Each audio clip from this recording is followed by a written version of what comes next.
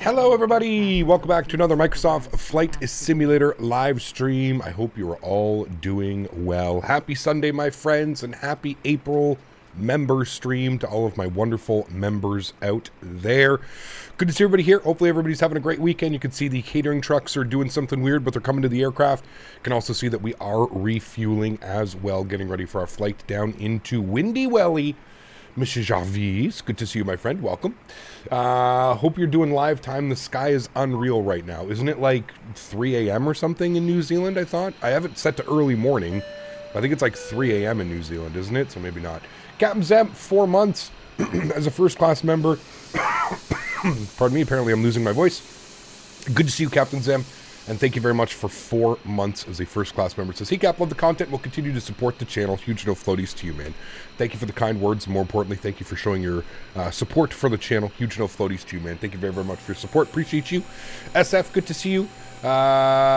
We've got Greg Elwell. We've got Andre. We've got Leonard. We've got Steven. We've got Tony Baldo. We've got Chris Hewitt. Good to see you, my friend. We've got Skyworker. Good to see you, dude. Flight Sim Pilot is here. Welcome. We've got Sander celebrating 31 months. Absolutely incredible. Huge no floaties to you, Sanders. Thank you very, very much for your continued support of the channel as well, my friend.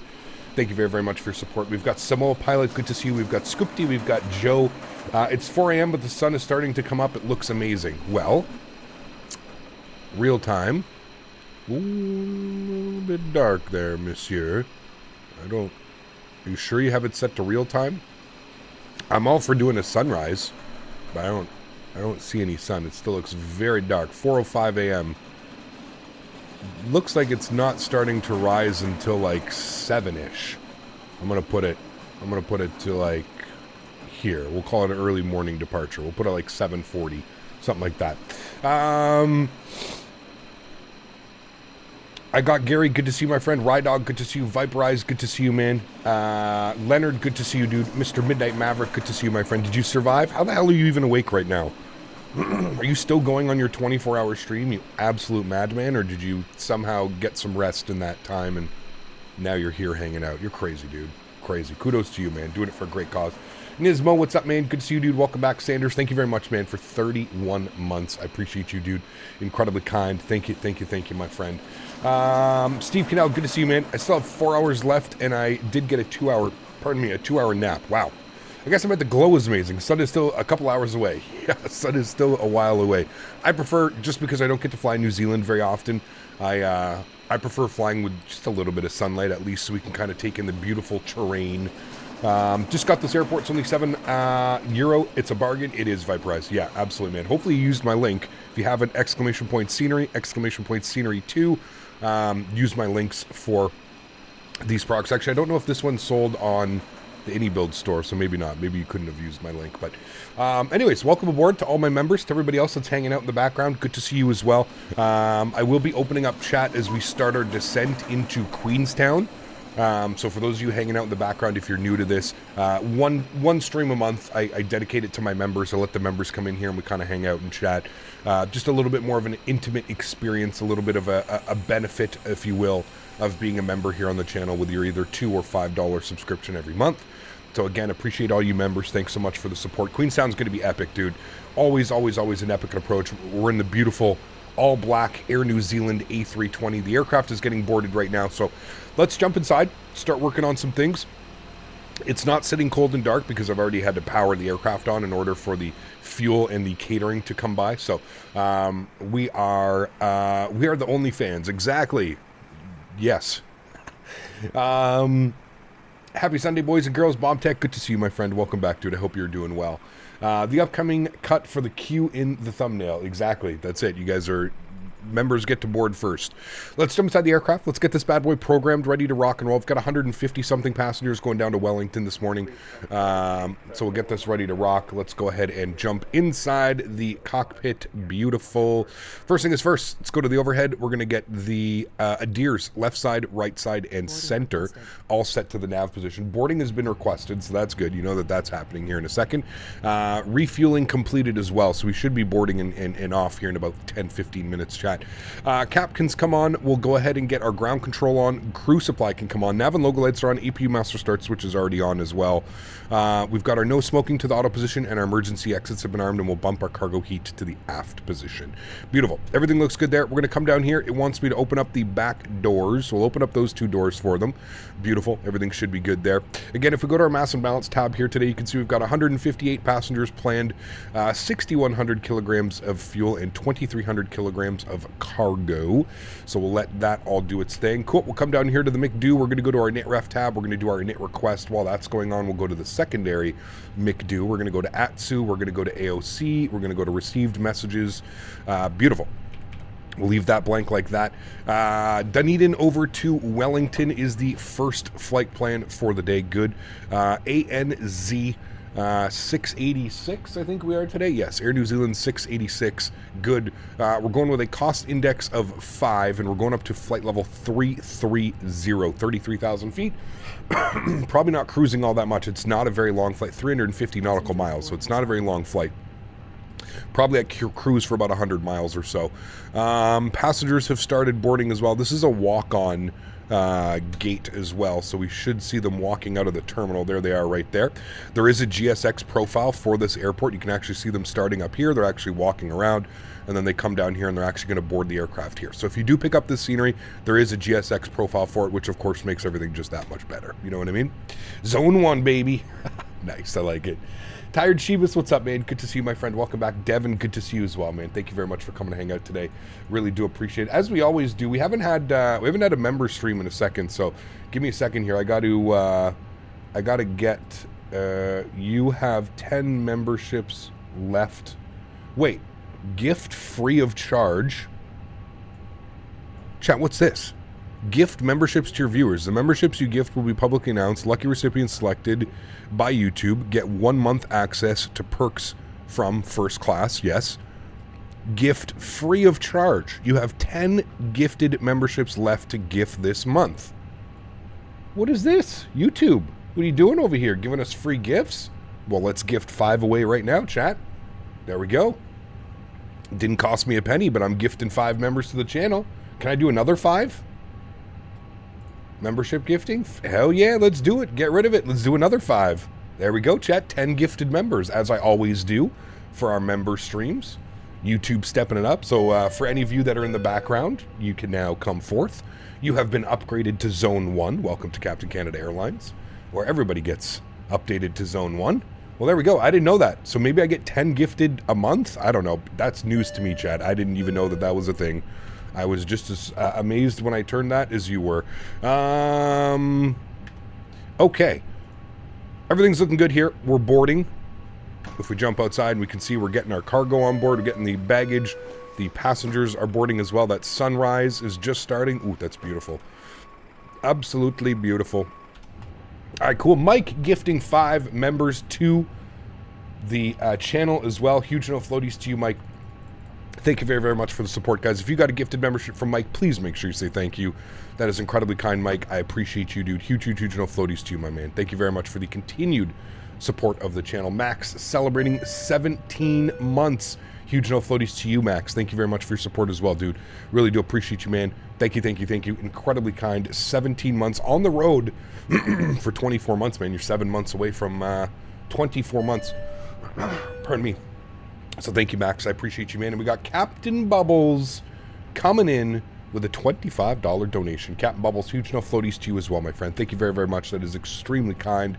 I appreciate you, man. Mike, Max, and of course Captain Bubbles coming in with a $25 donation.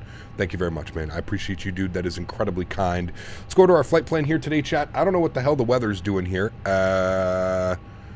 MSP to DC. Nope, we're going to import our flight plan. We're going to go from here. Good New Zealand weather. Dunedin weather, and it's not going to give us a METAR. Now, I think we can pull one off of the VATSIM servers, NZDN. I think we might be able to pull one off here from the VATSIM servers. We'll see. I'm assuming we're departing on runway 21. I don't know. Hopefully, it's a little bit of a short of a taxi. I can tell you one thing, though. We're going to toga the hell out of here. Winds are calm, so we're going to take runway 21. It's a little bit less of a back taxi. So that's what we'll plan here today. So we'll go to Dunedin. We'll go to departures. We're going to plan 2-1.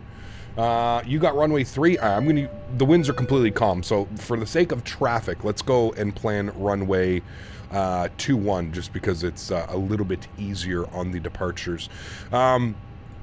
Charts with the departures, we are probably going to have to change the departure, though. Yeah, that one. We want the Bedell 3 Quebec. That's what we want. The Bedell 3 Quebec is what we're looking for. So we'll go Bedell 3 Quebec, which is right there. Beautiful. And we'll go ahead and insert that. Great. Wellington today. Let's go to the arrivals. Let's have a quick little look-see here and see what the weather is doing in windy Welly. Winds are 020 at 9 knots. Hey, it's not windy in Welly.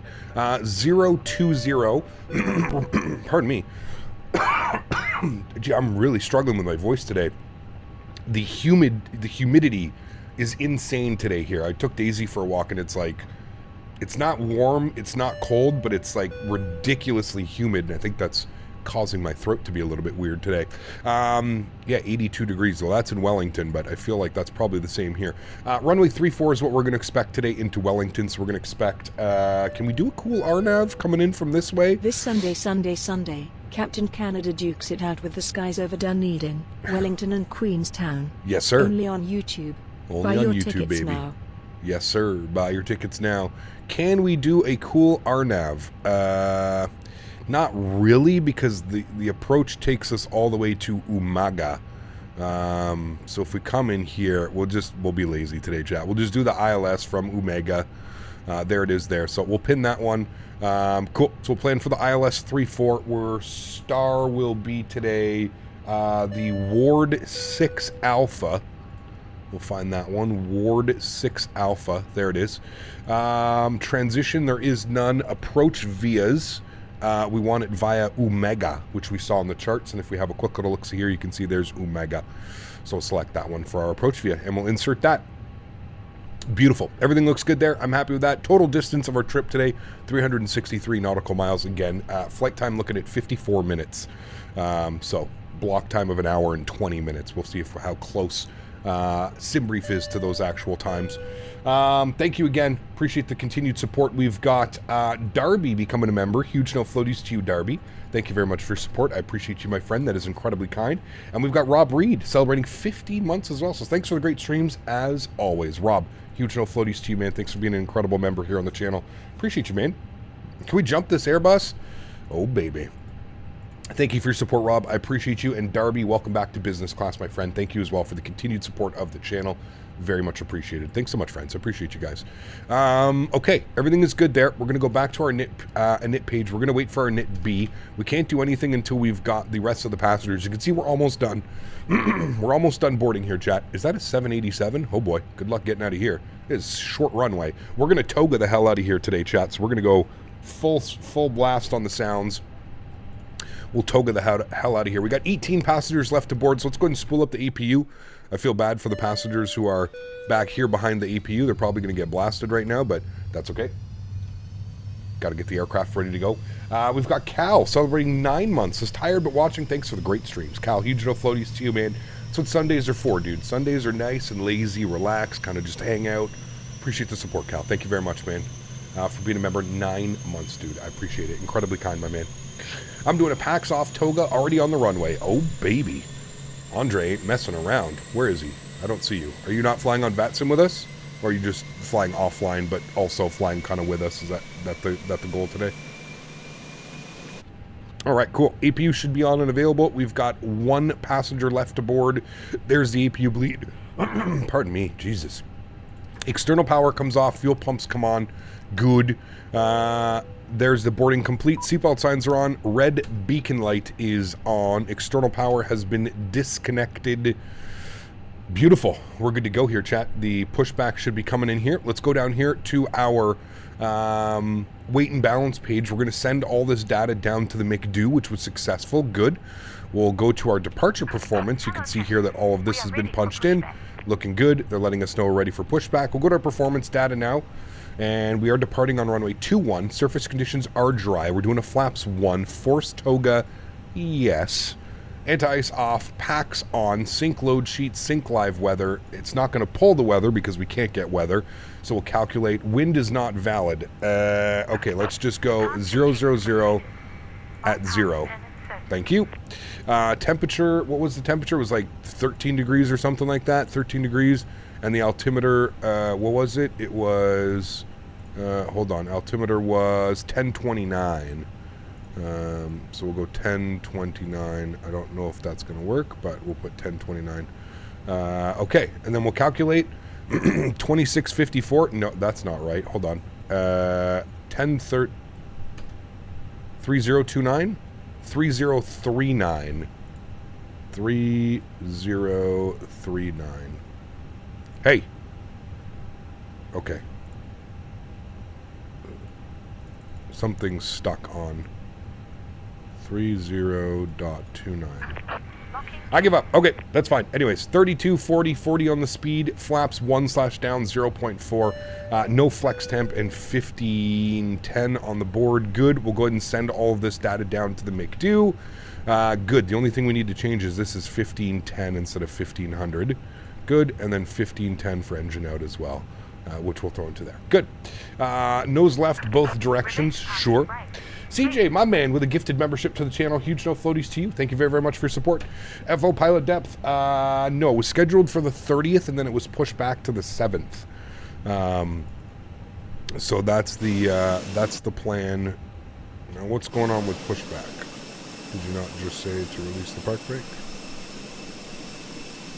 I'm very confused. Commencing push. Okay, never mind. That's good. All engines clear. Start at will. All right, we're going to be lazy pilots. We're just going up to 33,000 feet, so we'll bug that up.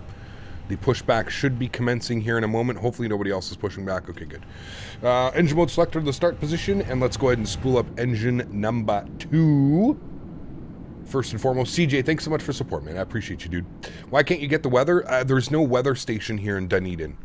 For whatever, I would assume it's probably because the airport is only open at X amount of times that there's no, there's just no weather station here in Dunedin. That would be the reason. On the roll, baby. Simone Pilot, good to see you, man. I'm doing well. How are you doing, man? Hope you're having a great weekend.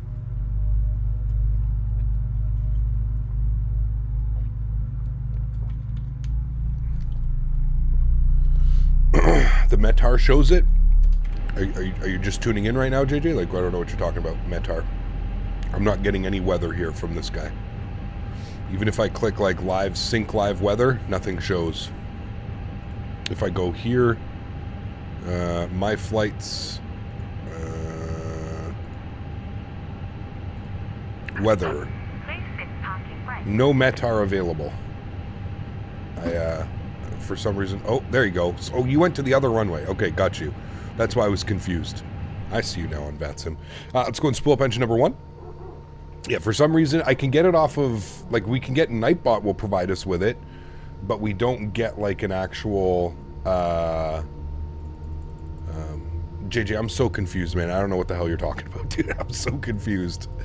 What's the problem? I don't understand, JJ. What's going on, man? What's the issue here? The winds are calm, so it doesn't matter what runway we depart out of. I cannot, for some reason, the weather doesn't pull. It just says no Metar available. The only Metar source we can get is from Stream, and somebody just put it in. The winds are calm. There's no, it's 10:29 is the QNH. I don't understand what the problem is. I don't get it. Other than this not working, 30 dot, yeah, that seems to be bugged out. I don't know why. 30.39. Dazzle, what's up, man? Good to see you, dude. Welcome back. Is anyone here a marine biologist? Yes. Park brake is on. We've got 2 good engines. Oh boy. I don't know how this is going to work with that big guy here. Engine mode selector to the normal position. Ground spoilers are armed. Flap set position number 1. Predictive wind shear system is on and auto. Auto brake over to max RTO. We're looking good. And then we need a trim value of down 0.4. That should be good enough. We'll call that there.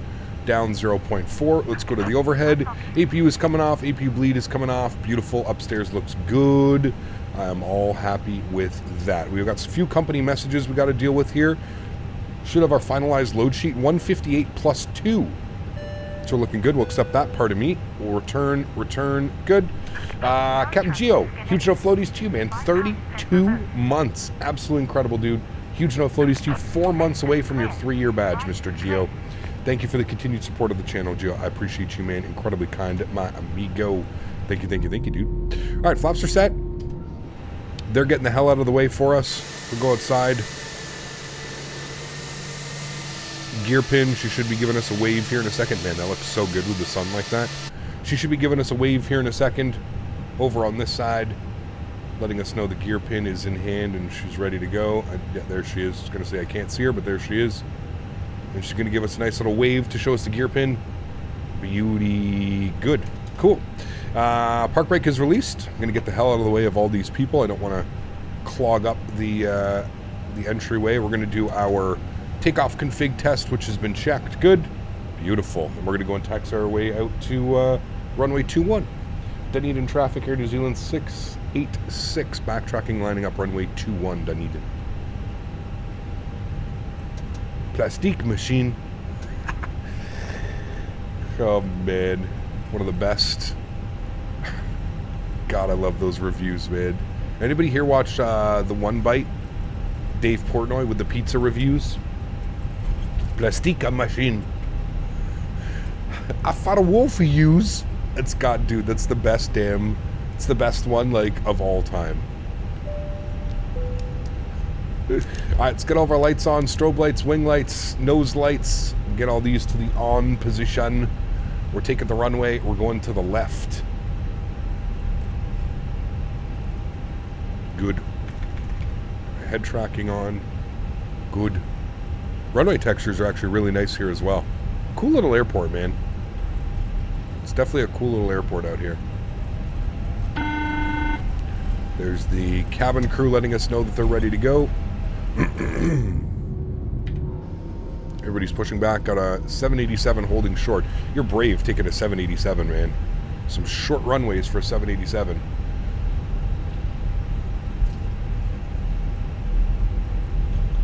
Remember, guys, you are enjoying the content. Don't forget to smash down that thumbs up. And we've got a Queenstown, I think, approach today, which is going to be absolutely epic. If you haven't seen that, us flying to there. We flew into there yesterday. We did a community fly-in on the Microsoft default servers.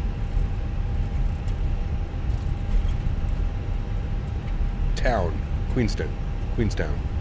Yes, correct.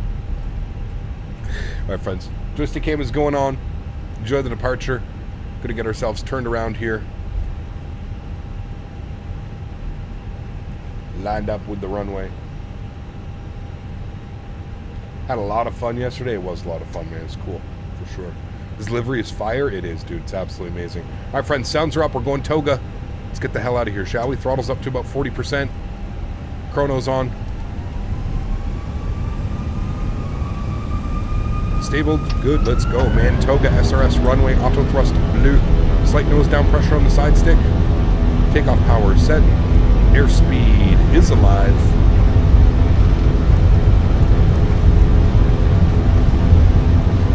.100 knots for neutral. V1. Rotate. Positive rate, gear up.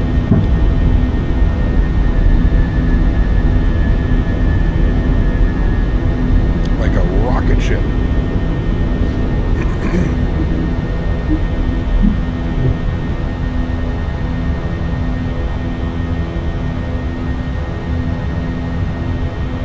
We'll hear the deceleration here in a second. It'll be absolutely amazing.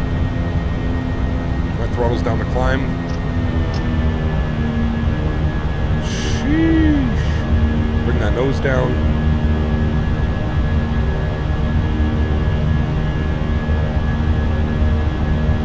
Beautiful. Absolutely beautiful. Runway turnoff's coming off. Nose lights off. Wing lights off. Ground spoilers disarmed. Turn the sounds down just a little bit. Got a big old left turn coming out here.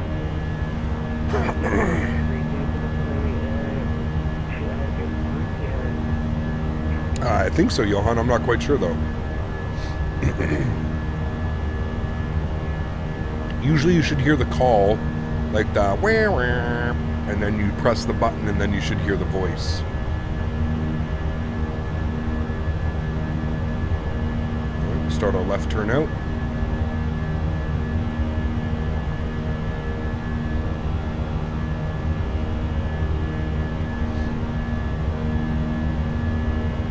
There's a 180 speed restriction, so we're trying to maintain that.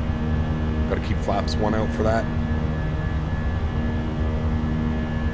And we're going to be turning into the sunrise. Should be beautiful here in a sec. There's a view down there. New Zealand countryside. Absolutely beautiful.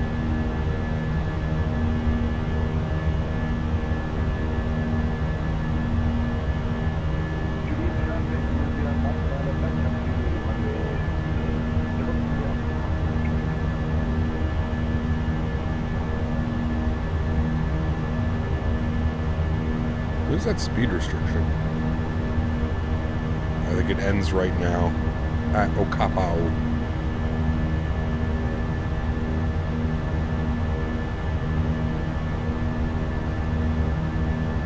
Good.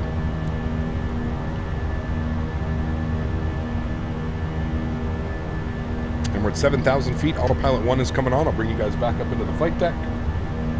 Beautiful. These other countries make the U.S. look so dull. I mean, not really. The U.S. has some absolute beautiful, the U.S. and Canada, North America, South America has some beautiful places to fly as well. But, yeah, I mean, New Zealand is, in its own right, just an absolute epic country, dude. The views, the visuals, the mountain, the terrain, it just makes it incredible, right? Absolutely incredible. All right, there we go. Speaking of which, I think I see the 787 right behind us. The airport is right there where we just departed out of. Made a nice little sweeping turn. We actually should see the actual town of Dunedin right up here, I believe, is the actual like downtown city center. The airport's quite far away, but all right, and there we go. We can go flaps clean. Speed restriction has been deleted. We're coming up on 9,000 feet as well, so pretty good. We'll bump this out. Good. It's an amazing departure. It's beautiful. Absolutely beautiful. Especially with the sunrise like this. Gorgeous. Gorgeous, gorgeous, gorgeous. Hope that 787 doesn't, might try and overtake us. He's going to be a lot quicker than we are. That's for sure.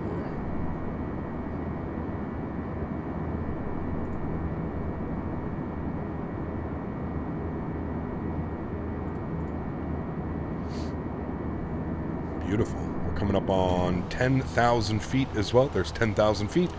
Seatbelt signs are off and landing lights are off. Beautiful. We'll increase our speed. Good. Increase speed. Just above 10,000 feet now. We are looking good, chat. Got a nice little tailwind already. Beautiful.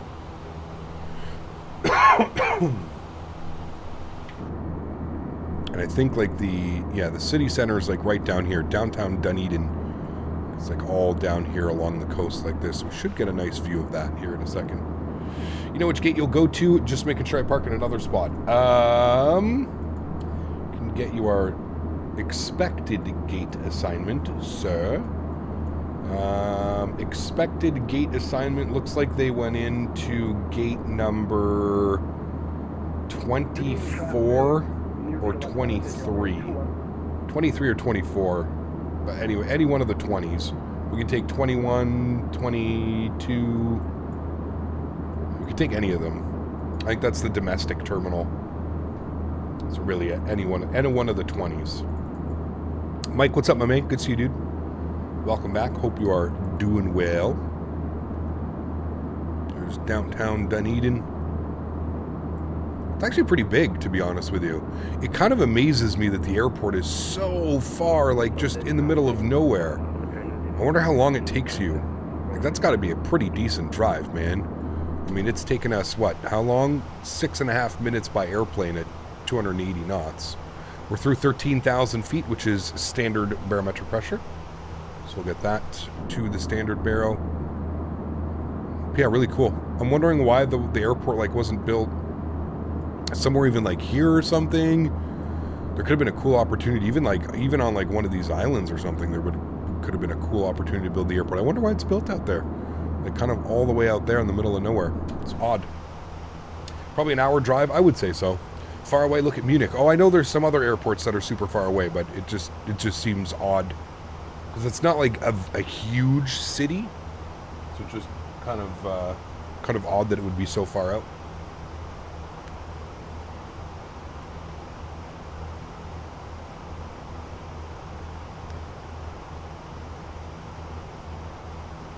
Denver's in the middle of nowhere. Denver, I have heard, is about an hour away, isn't it? I think Will was saying it's about an hour away from like downtown Denver. Ben, what's up, man? Good to see you, dude. Welcome back. Hope you're doing well. Washington, Dulles. Is Dulles really that far? Dulles doesn't really seem far, but I don't know. I don't know Washington very well. Not really. Just checked with Google Maps. Takes 25 minutes if you don't have any traffic. Oh, that's actually not bad. I guess you have to factor in like the population, right, Jer? Tokyo Narita is also quite far from the city. Edmonton is 30 minutes south of the city. Edmonton's far. Yeah, I know Dan usually takes about a 30-minute Uber when he goes to the airport, so.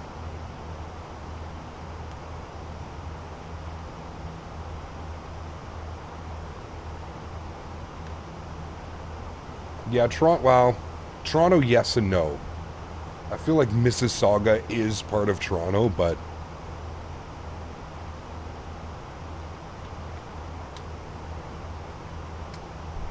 well, good to see you, Ben. I hope you're having a great day, man. Pardon me. Thanks for coming to hang out. Appreciate it, man. and I hate the travel to Edmonton every time. See, I don't mind the travel to the airport because you're usually passing other people that aren't going to the airport. You are the lucky person that's going to go onto an airplane. So the travel to the airport, I'm about, I would say 20 to 30 minutes away as well from the airport, but I live a little bit further out of the city. I would say in Ottawa, probably 15, 20 minutes to the airport, something like that. I guess it depends where you live, right? Like, it all depends. Speaking of Toronto, what is it with the Leafs? These guys are more concerned about shooting their fucking product commercials than they are playing hockey, man. That's the problem when you have all these prima donnas that get paid more in royalties and other endorsements outside of hockey. Go fucking take some more pictures with your beanie on there, Austin and Mitch Marner. You see William Nylander yelling at Marner on the bench last night? Dude, these guys are cooked. That whole team is, this is getting blown up in the offseason. One if not two, yeah, he said, stop fucking crying, bro, this isn't junior. That's what he said to Marner on the bench last night. Quit fucking crying, bro, this ain't junior. If that doesn't tell you what's going on in that locker room, I don't know what is, man. It's crazy, bro. It is crazy. That team is, I would expect most likely that Marner will be traded in the offseason along with a lot of other assets. The problem with that team is you cannot spend, in a salary cap era, salary cap sports, you can't spend 70, 80% of your salary on 4 players. It's just, it doesn't work, man. It doesn't work. And this happens, how long, I mean, we're going 5, 6, 7, 8 years. These guys just do nothing in the playoffs, man. Marner, Matthews, Nylander, Tavares, they all do nothing they're regular season players, man. That's all they are. They're regular season. How many goals can I get? How many accomplishments can I get in the regular season? We don't get paid for the playoffs. I'm clocking out here, coach. It's sad. I really truly feel bad for Leaf fans because they go through this every year where they hype it up. They have a great season. Austin Matthews, 69 goals. I mean, the team played well. Like, their record in the regular season was a good record, very good. But then come playoff time, man, it's just, they're non-existent, dude. They just don't show up. I don't know, man. I don't know what's going to happen. I'm pretty sure Shanahan's going to get fired. I don't even know if maybe the GM sticks around to try and fix this mess, but I don't know, man. Brad Treliving, he's brand new, isn't he? Like, just this year he was brought in, so I don't see him getting fired. I give him at least a couple more years to put his, fingerprint or imprint on the team.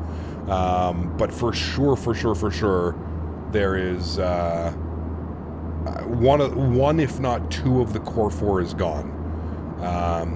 Wouldn't be surprised if I think Nylander stays, I think Matthews stays, so I could see Marner and Tavares gone. Marner for sure, he's gone because they can get a huge, they'll get a huge asset for Marner. Marner's going to be gone for sure. Samsonov will be gone, so next year it'll be probably Woll and Jones maybe, I don't know, but Samsonov is gone. Half of their D pairing is gone, if not more. Morgan Riley stays, probably TJ Brody, some of the other guys, but yeah. It's insane, man. Leaf fans drive me crazy. The team wins a few games, they think they're winning the cup. I mean, that's why they're the most hated franchise in all of sports, dude. They're right up there with the Dallas Cowboys. Leaf fans are so fucking obnoxious, and they haven't won anything in 40-something years. But they act like every year they're the best, man. And that's what I said, dude. The Leafs and the Leaf fans kind of buy into this every year, the regular season magic that happens. You know what I mean? Like I said, dude, they're a regular season team. They are not built for the playoffs. They're not. They're just. You look at Boston, man. Boston outclasses them in almost every single situation, and that's a team that knows how to win. That's a team that's won recently. That's a team that is These guys know what to do, man. And I was talking with my buddy the other night, and I said, it almost looks like it's boys against men against boys. When you watch like the Boston, you just watch how like composed they are, watch how they play defense in their own zone, watch how the forwards play. It's men against boys. It really is. It's crazy. I've just become a member, just happy to support you with all the great content you make. Keep it going. Mark, thank you, man. I appreciate you. I didn't even notice that you came in with your membership. That is extremely kind. Mark, guys, let's get some love and chat for Mark, the newest member of the channel. Appreciate you, Mark. Thank you so much, man. I hope you enjoy your stay here as a business class member. Yes, business class member. Thank you, man. Appreciate it. It's because the Leafs don't have a JetBlue livery. Starstep, what's up, man? Good to see you, dude. Hope all's well. Quick question for you. What good quality / brand compressed air blower would you recommend to clean out the PC? Starstep, buddy, go on to Amazon and order this bad boy. You will never, ever, ever have a compressed can. It's funny because I still have one down here because I just never use it anymore. This is the best tool you will ever get. I think it cost me like $30 on Amazon. Comes with a bunch of different attachments. This is like a little brush so you can like get into stuff. This is the best thing ever, dude. Ever. Battery, rechargeable.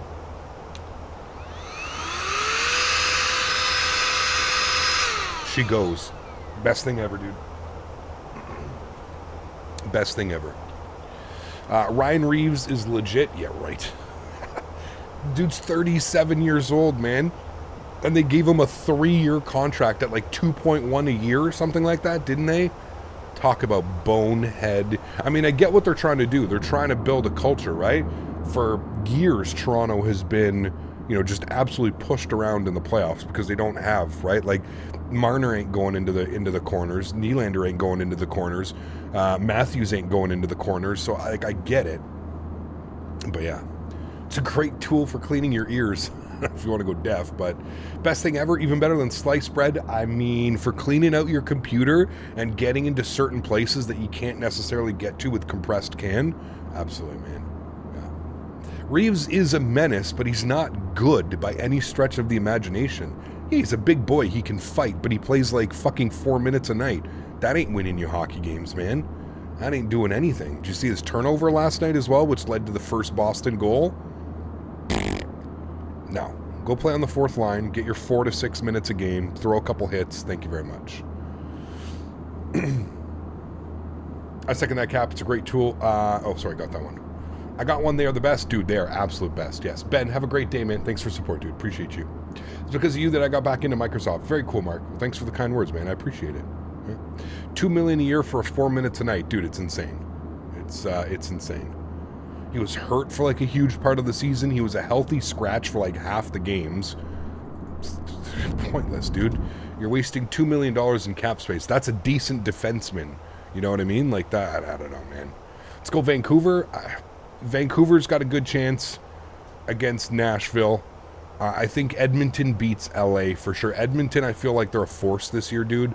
With the way that everybody's playing, McJesus, Leon, Draisaitl, Hyman having an insane year. Hyman's already got like 7 or 8 goals in the playoffs. We're like 4 games into round 1. The guy scored, what did he score, 50 or 60 goals this year? It's insane, dude. I think Edmonton moves on. Toronto's getting bounced. If not next game, game 5, definitely game 6. Toronto's bounced. They ain't winning 3 in a row against Boston. Sorry. It's not happening. They're already deflated. They've already got their tea times booked, Toronto Maple Leafs. They ain't doing anything. I could see Vancouver moving on. I could see Edmonton moving on. I don't know Winnipeg, man. I think Winnipeg, and I said this before, and I don't mean this, and if you're a Winnipeg fan, I really don't mean disrespect for this, but it even boggles my mind that Winnipeg was where they were at in the standings. Winnipeg literally has one line that can score goals, and that's it. And the rest of it, they rely on Hellebuck. And I got to be honest with you, Hellebuck hasn't been very good this playoffs, and that's why they've been losing. I don't know, man. I don't know how Winnipeg gets where they get every year. Well, I do know. It's because Hellebuck just keeps them. They win all these 2-1 games, 1-0, 3-2. That's like the games that Winnipeg wins. So I don't know, man. I just don't see them doing anything much. I don't. Does Winnipeg have fans outside of Winnipeg? Probably not. No, but they have sellouts every game, man. They sell the hell out of that building, so I don't know. Dom, what's up, man? Good to see you, dude. Florida for the Cup team is so well built. Florida's going to make a run. I think Florida makes it. I mean, they're dusting Tampa Bay right now. Florida's a good team. Bobrovsky always plays out of his mind in the playoffs, man. Like, it's insane. Insane what he does in the playoffs every year. He's like a mediocre goalie regular season. Come playoff time, dude, insane. Bedard is a bust. Yeah, Nolan, you got some weird ass takes over there, man. The kid scored 20 something goals as a 19-year-old in the NHL. I mean, he ain't a bust, dude. He plays on an abysmal team with like nobody around him. He's going to be a superstar for many years to come. You got some weird takes over there, Captain Nolan.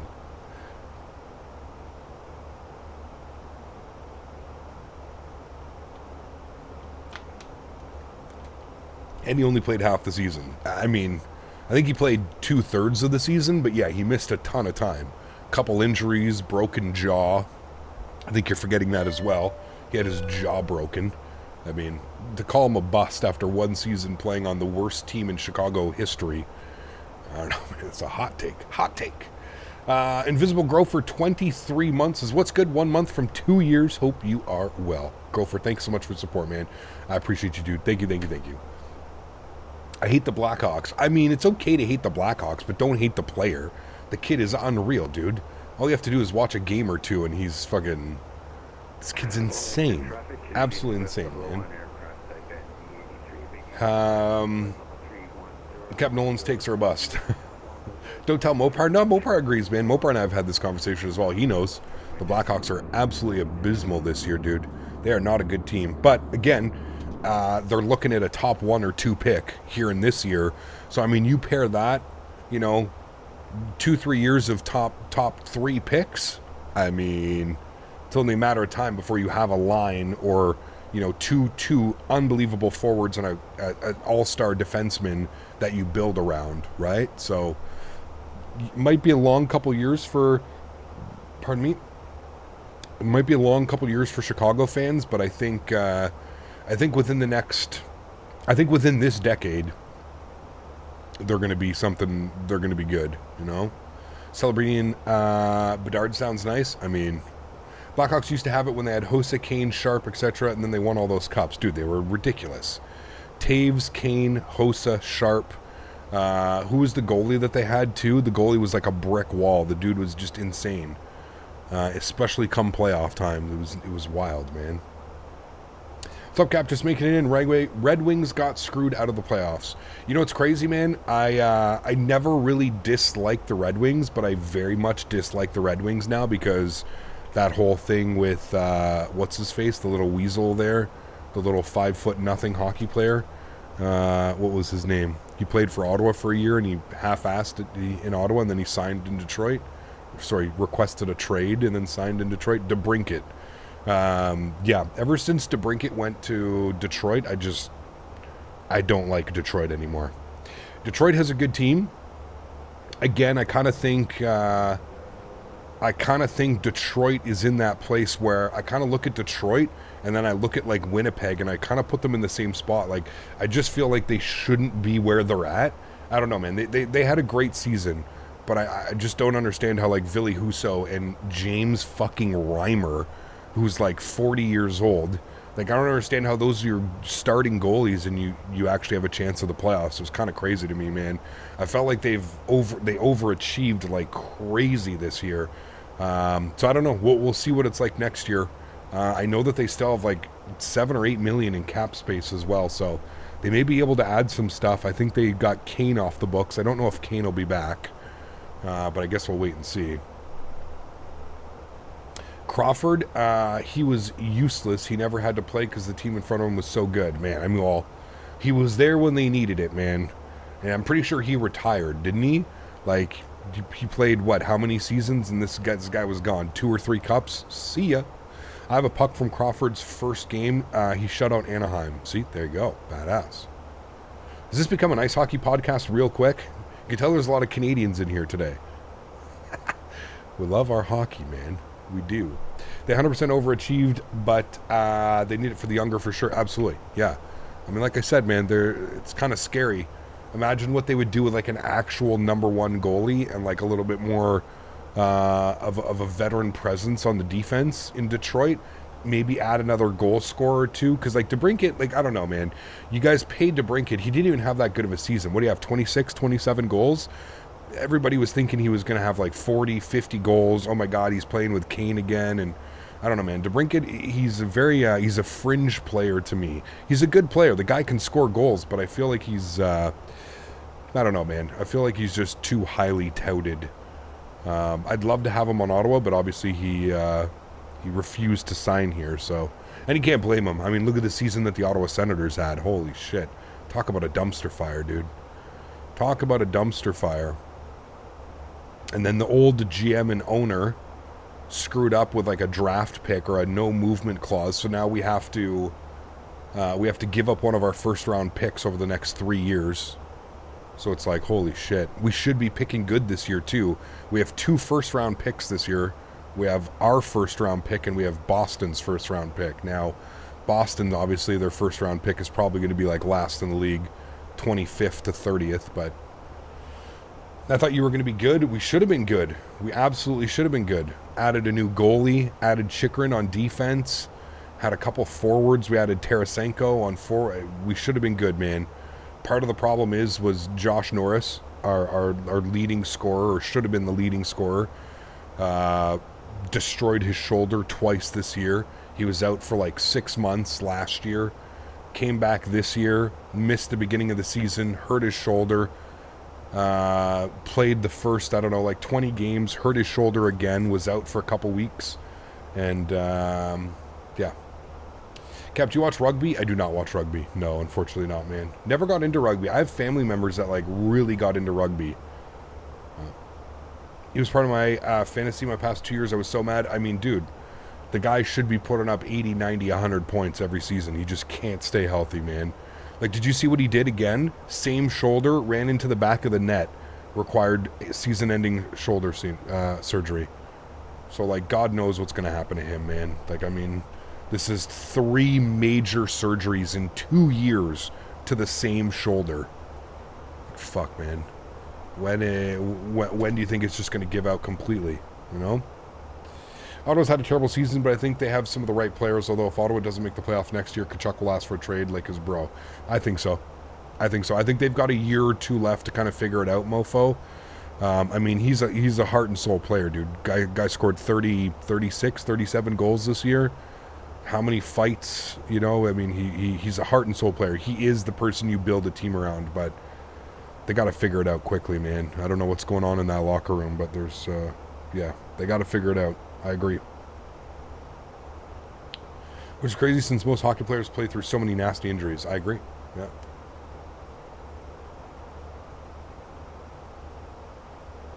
Well, you got hockey across the pond, don't you? Is there like a UK hockey league where they like just beat the shit out of each other all the time? Pretty sure I saw that before. I think there's a UK hockey league, is there not? Yeah, look at the runoff from the mountains over there. Look at that.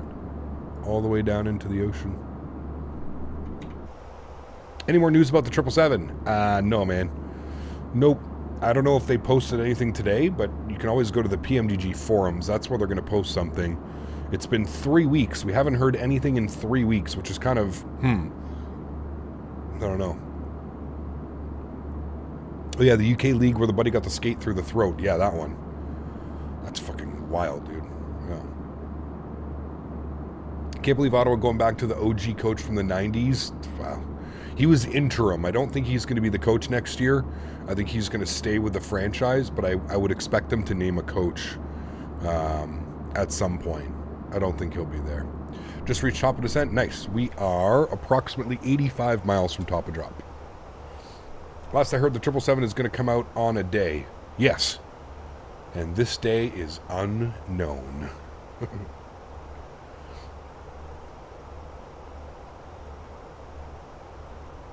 Some guy on the Avs got his... No, that was... I think it was on on Winnipeg. It was Winnipeg's player. I think it was Brandon Dillon. Yeah, his hand got clipped by a skate, and it just like all here was just one open gash. Crazy, dude. He got run over. There was an end of game scrum. As much as I love the clouds in the sim, the clouds below you right now are my least favorite. Yeah, I think it's more of like a haze instead of like a cloud. I think that's what that is. Because you can see like it's in the mountains. I think this is more of like a fog. A marine layer, if you will. A very thin marine layer.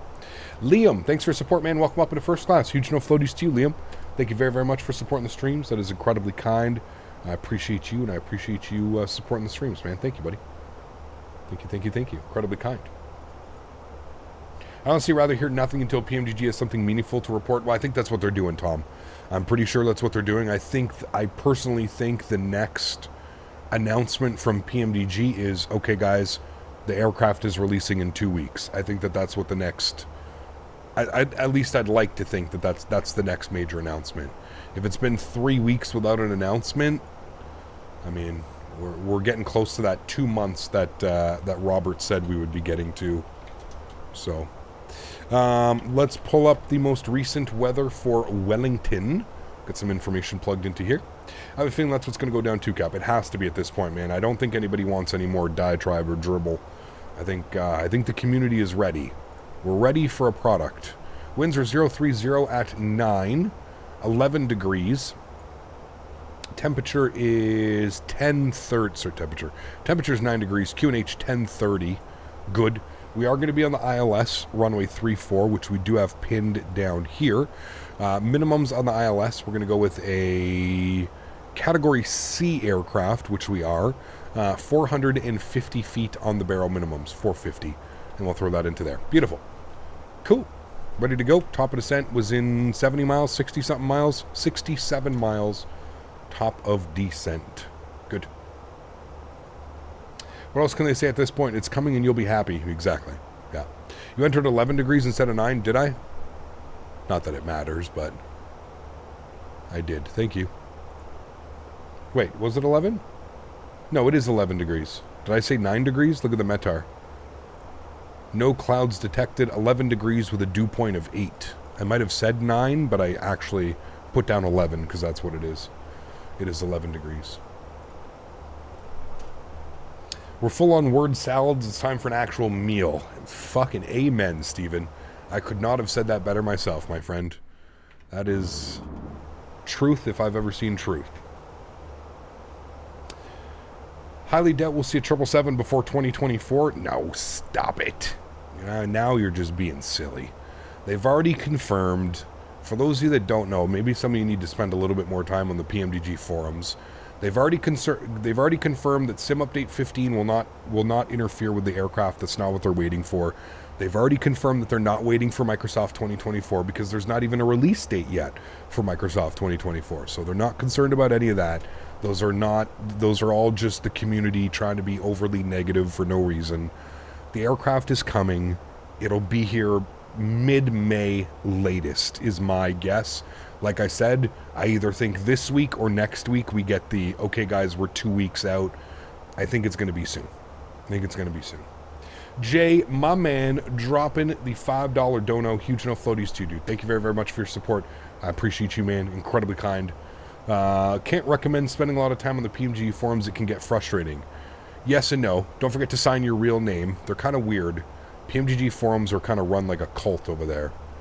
But, oh man, that 747 landing was rough. Dude, I wish we were there to see that, man. We were there in real life in November. We saw the same flight come in. But, yeah, I really wish we could have seen that, dude. It would have been epic. Absolutely epic.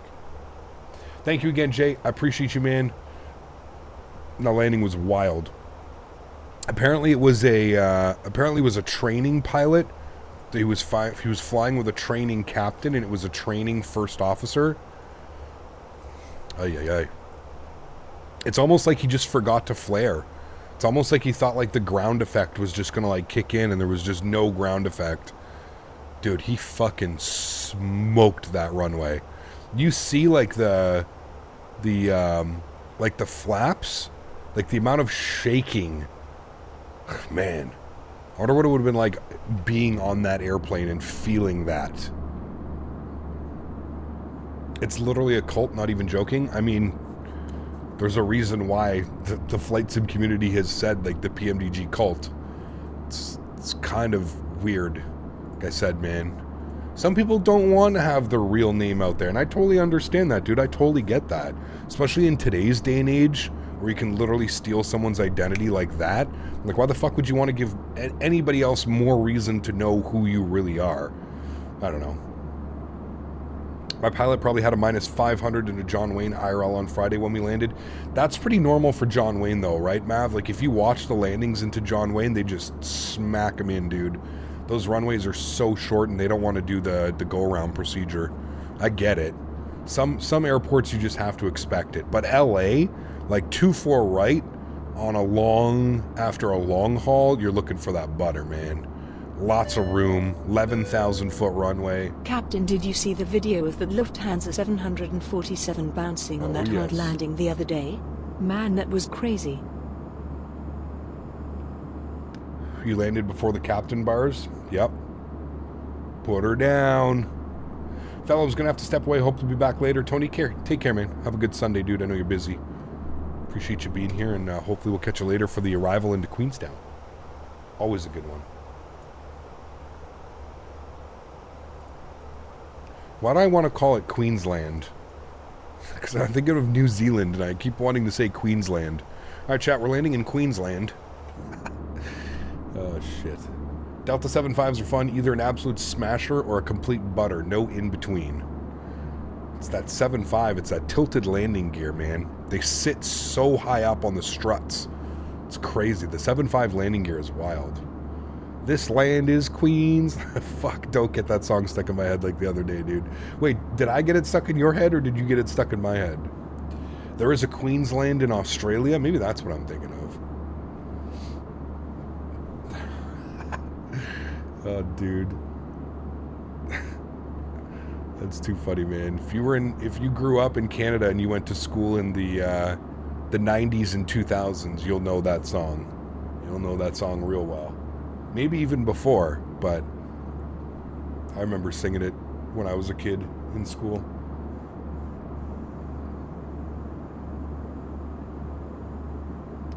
It's a good one. Did you know that there's an American version and a Canadian version of that song? I didn't know that till the other day, and that was kind of interesting.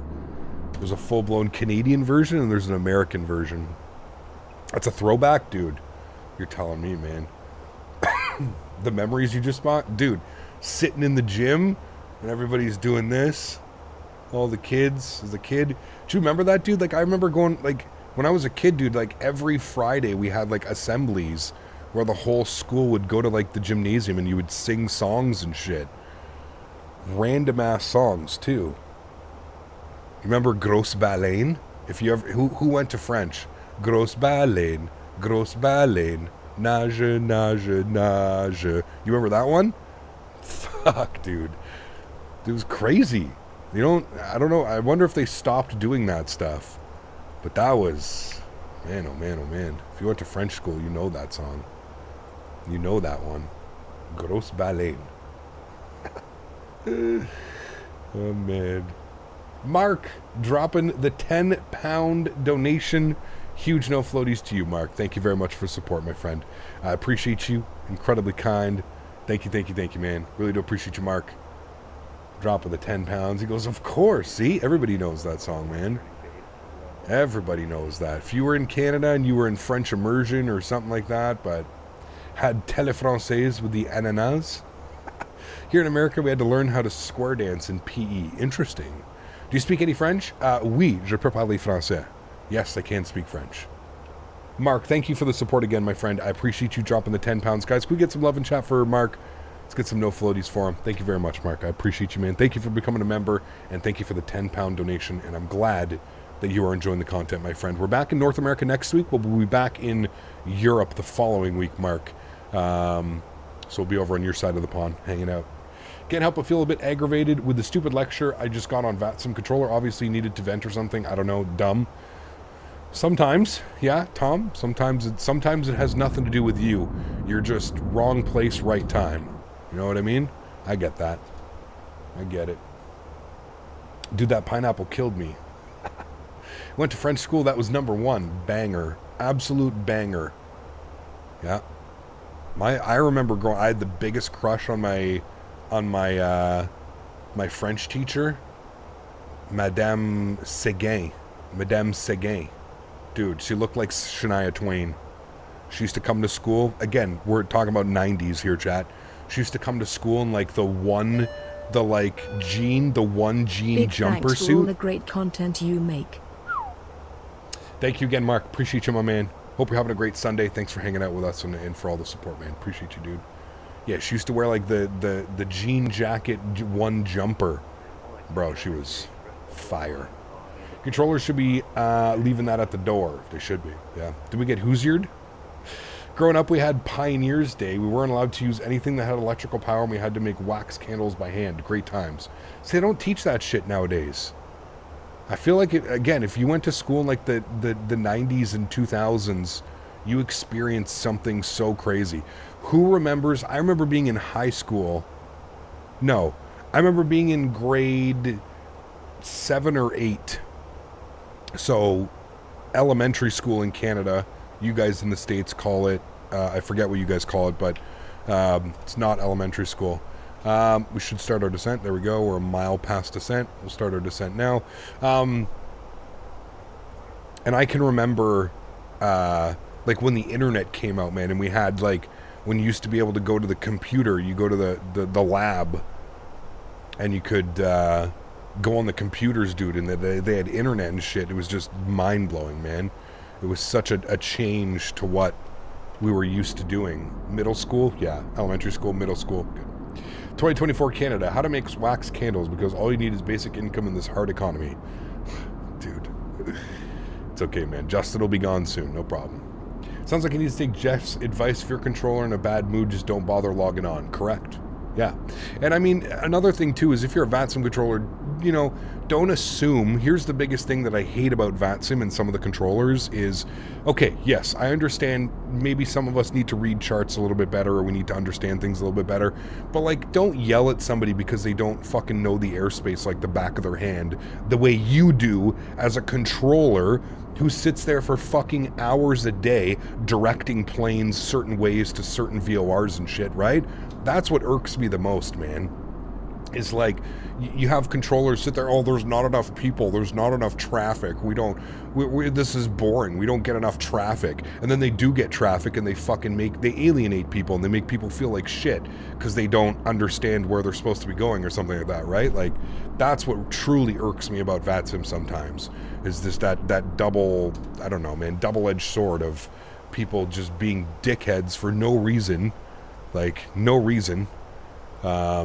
And then they want to sit there and complain that, oh, there's not enough traffic, or this is boring, or this and that. It's like, come on, man. When are you next going to be in the 737? Next week, Mark. Next week we'll be in it.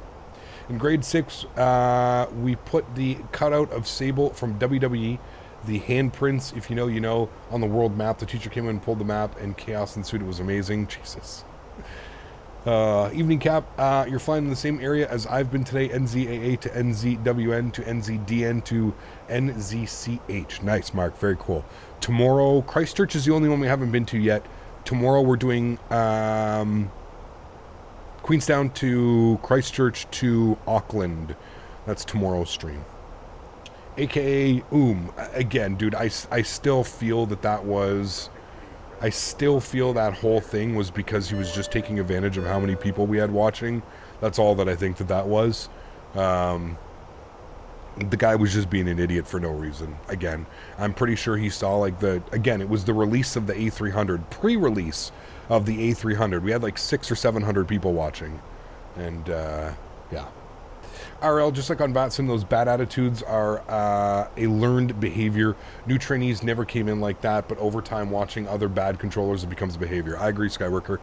I agree, man. I think you're 100% correct, dude. There's no reason to act like that or act like you're in a position of power or supremacy or something like that, right? Like, it boggles my mind. Like I said, dude, I don't understand why you would want to come on and that's the type of attitude that you want to have with others. Like, you're better than me because you know the fucking VORs that are around your airport because you've got 6,000 hours controlling out of that airport. You know what I mean? Like, it's silly, dude. It's absolutely silly. I agree. Tyler, huge no floaties too. Got a new graphics card. Bought a 4070 Super. Nice, dude. Congratulations. No more frame gen for you. You're going native frame gen. The A300 auto throttle got weird on my still learning the autopilot. Ended up accidentally busting in altitude a bit, and he got on me about not relying on the autopilot. I was bang on with the whole star. Huh. That's just weird. Seems like he was nitpicking. But, I mean, I don't know, dude. As long as it didn't cause any...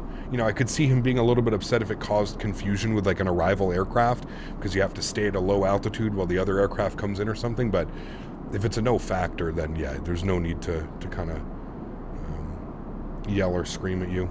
Majority of pilots and controllers on VATSIM are all trying to do the right thing, but there will always be the random asshole. I agree. Yeah. I agree, man. Auckland to Sydney to kick off the next week in the 7-3 for Virgin and Australia? No. We're going to be back in North America next week, and then the following week back in Europe. Very rare do we spend 2 weeks in the same kind of part of the world. There's just so much to fly to. And obviously my bread and butter is a North American streamer and somebody who lives in North America. North America is usually gets priority over everywhere else that we fly. Boston is the best controllers. Boston has a great job. Yeah, Boston. I mean, I could argue that even some of the European controllers, man, Langen Radar, the German ATC, the Netherlands, Amsterdam Radar, like all of them, man. London controller. I mean, the guys that do London, I mean, bro, it's bananas. Absolute bananas over there. Don't believe me? Load up at just after supper time, dinner time, UK time. Go load up at London Heathrow and just watch the chaos. I mean, we've all seen it on my streams as well. Sometimes it takes us 30, 40, 50, an hour just to get our clearance through because it's just non-stop. You can't even get a word in. I don't think it caused any conflict, just wanted to thump his chest on the radio. Yeah, again, man, I think just being the bigger person and just kind of moving on, right? I think that's really just apologize and let him know that you're very sorry for the mistake and you've learned from it next time. And sounds like a great time. It can and it can't be, that's for sure, Mr. Mopar. Can and it can't be.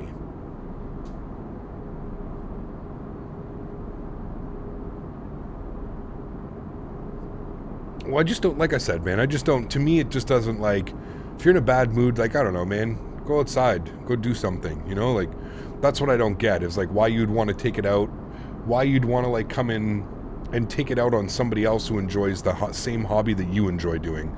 It's not like flight sim is fucking, you know, it's a super niche market, man. Do you really want to start pissing off other people that are also involved in your super niche market? Like, no, probably not a smart idea, right? I think we want to kind of be getting as many people into this hobby as possible, not turning people off from the hobby, you know? I'll land the plane, be right back to get into Queenstown. Sounds good, Andre? And then offers to buy him a coffee. I think we asked nicely, we'll get a ride to Janet Airlines in Vegas. I think we have just about as good of a chance as getting a ride on a fighter jet, Mr. Mopar. So no, I don't think we'll be. I don't think we have a chance. I don't think we have a fighting chance. 10:30 on the QNH. We're looking good. We're approaching 10,000 feet. I'm going to get a little bit of ground spoiler out here because we're going to be decelerating on our speed here momentarily. And it looks like we picked up quite a little bit of speed here on the descent. A little bit bumpy from the mountains too. He got using your custom views for the Fenix, but the engine views are being blocked by the cabin itself. Yeah, you'll have to make a few little adjustments, Craig. Or alternatively, if you're part of the Fenix Discord, or if you're part of the Captain Canada Discord, Craig, what I can suggest is go to the general chat and go to the general chat. If you go to the Captain Canada server, general chat, go to pinned messages, click on this one right here if you're in the Fenix Discord, and this will take you to the link where you replace a file in the Fenix aircraft, and it will remove the cabin for you. Hopefully that works. Jake, what's up, man? Good to see you, dude. Vaj, good to see you as well, man. Cap, do you have any cheaper option for hotels in Las Vegas? Travis, my man, Dan and I have been doing a ton of research. I don't think you're going to get any cheaper than what the Expo is offering. If you go to Flight Sim Expo, I mean, you may be able to find something, but Flight Sim Expo, man, go to the travel, 69, so $70 a night for any other night besides Friday and Saturday, being at 150. Even at those prices, dude, I just don't think you're going to find a better rate. Not staying in the brand new renovated towers as well. Nice, clean, brand new rooms, fully renovated. I just don't think you're going to find a better deal than this, man. I really don't. There might be some better prices on some of the other websites. I still don't think you're getting a better deal than that, man. No worries, Craig. Glad I could help, man. My thoughts are these controllers need to lure traffic in, not drive them away. It's kind of a competition between ARTCCs on VATSIM. Yes and no. Absolutely. Yeah. Looking for a room discount? Tell them that you work for Janet Airlines. Google the airline. You know what, Travis? What I can also suggest, Travis, is if you have a friend that you're going to be going with, split on the room, man. You can get a 2-queen room, or you can get a king bed with a pull-out couch. So there's a full queen or double pull-out couch as well. Again, brand new amenities. So, yeah, I would take a look at that. Maybe splitting it with somebody. I don't know if you know anybody that you're going to be traveling with. You have friends in the Discord. You have friends that you've met flying. Maybe you can split that, you know. If you can split that, I mean, that'd be what? That'd be $35 each a night for off nights. And then it would be, you know, $75 each on Friday and Saturday. That's a really great price. So I think that those are the best prices. Again, you can do a little bit of research, but yeah. I pay $150 a night in Saskatoon. That's a great price in Vegas. Absolutely. Yeah, Saskatoon, man. I have family out there. Actually, no, they moved. They're out on the island, BC Island now. Gonna throw one little notch of ground spoiler out. Take advantage of that. Wellington is out here right in front of us, right there, chat. We are through 10,000 feet. Landing lights are on. Seatbelt signs are on. We're going to go auto brake medium. Short runway here in Wellington. I almost said Wellington because windy welly. Runway is 5,955 feet, so 6,000 feet. And last time we made Alpha 3, so hopefully we can vacate Alpha 3, and then we'll pick one of the 20s down here, 24 or 23 or something like that. We'll take one of those gates. 24 and 23 are like right beside each other, so we'll see what we take. Live in Regina, but sometimes visit Saskatoon. Quality Inn is my go-to. Great free breakfast. Ah, there you go. You got Alpha 3 for your parking? Where's Alpha 3? Oh, wait, you vacated, You vacated Alpha 3, got you. Yes, I think that's what we should expect as well. All right, LS switch comes on, good. Continue our descent. Speed check, we have 220 knot restriction, you can see here. 220 knots below 7,000 feet. At MEDA, we're passing through 6,100 feet, or 6,200 feet. And we're direct MEDA. I'm going to go ground spoiler in, and I'm going to arm you. Good. And I think that's the only speed restriction. There's another one here. I can't see it, though. There's too many. I think it's 180 on the speed there, so we'll keep an eye on that. You're offline? No worries, mate. No worries. I am very excited for our next flight into Queenstown, chat. If you haven't seen that approach, oh boy, oh boy. It is a special one. Don't need to embarrass myself going into Queenstown. You're fine, man. Don't worry, dude.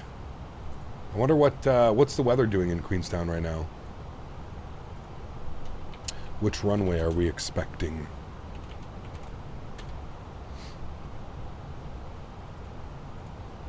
Alright, sounds are going up, chat. Winds are 080 at 3. I think we're coming in over the water, right, for that approach? I think that's my favorite approach as well. Queenstown approach is awesome. A hand fly, it is. Yeah, I think I've only done that approach once, and it was a long time ago. Got you. Got you. All right, we're down to 2,000 feet. We're going to go flaps 1. Just going to help maintain. You can see we're a little bit above profile. So with flaps 1 out, that should help with the descent process. Should be able to catch ourselves back up onto the descent.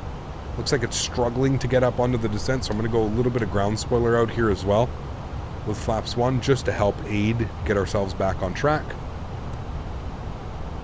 170 knot speed restriction coming up as well, so we're going to want to respect that as best as we can. The final in Queenstown always gets me. It's so beautiful, man. Used to stay at the haunted house, the Delta Bessborough, but moved over to the other Delta downtown after a haunting experience. Ooh. I don't know if I like that. All right, localizers armed.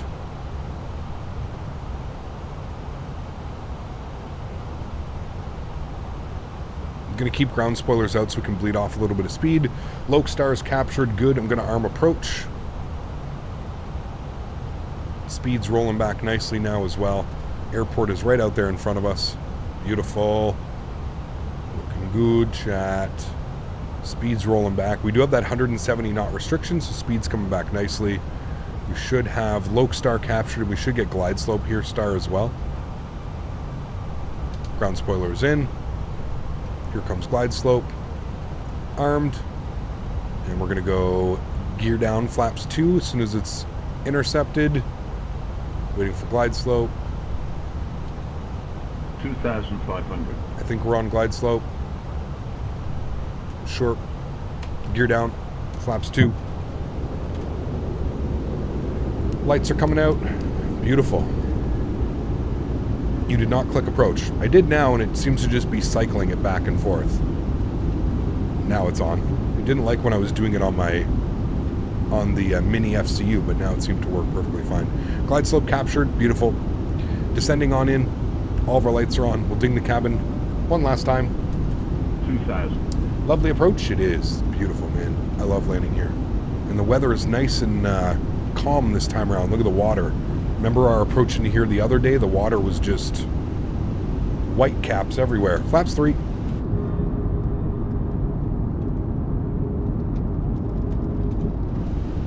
And we're through 160 knots. We'll go flaps full. Beautiful. Looking good, chat. Looking good. Landing checklist. E-cam memo is no blue. Joystick cam is on. My airplane. Enjoy the arrival, amigos.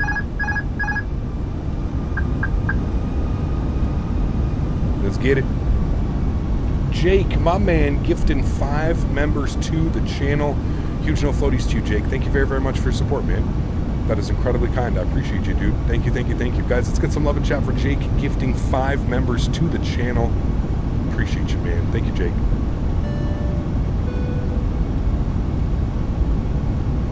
Remember, guys, if you're lucky enough to get a gifted membership, please make sure you say thank you in chat as well. Slight quartering headwind, 14 knots. Starting to blow a little bit more from the right side now, you can see. But so far, so good. Feeling good. Thank you again, Jake. Appreciate you, 1,000. man. 1,000 feet. A little bit of turbulence. You can see the nose kind of bumping up just a little bit.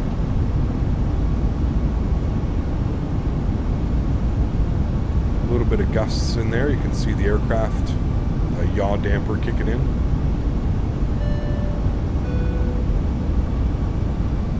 With you.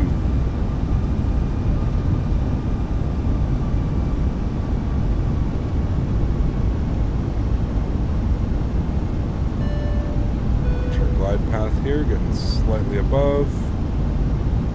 Go back on track. 100 above. Thank you. 500.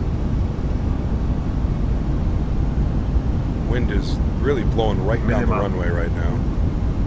Continue on the minimums.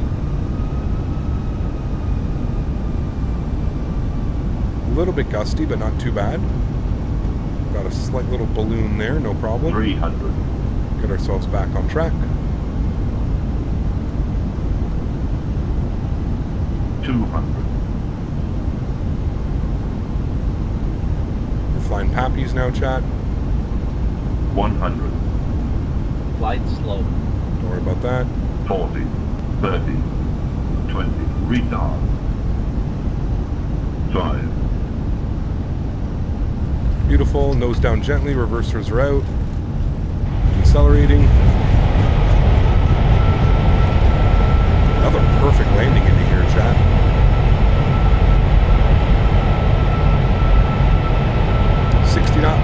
Compressor stowed, manual braking, ladies and gentlemen. Welcome down to Wellington. Nice. Very nice. Very happy with that one. You guys back up into the flight deck. We'll vacate to the right. Alpha 3. Beautiful.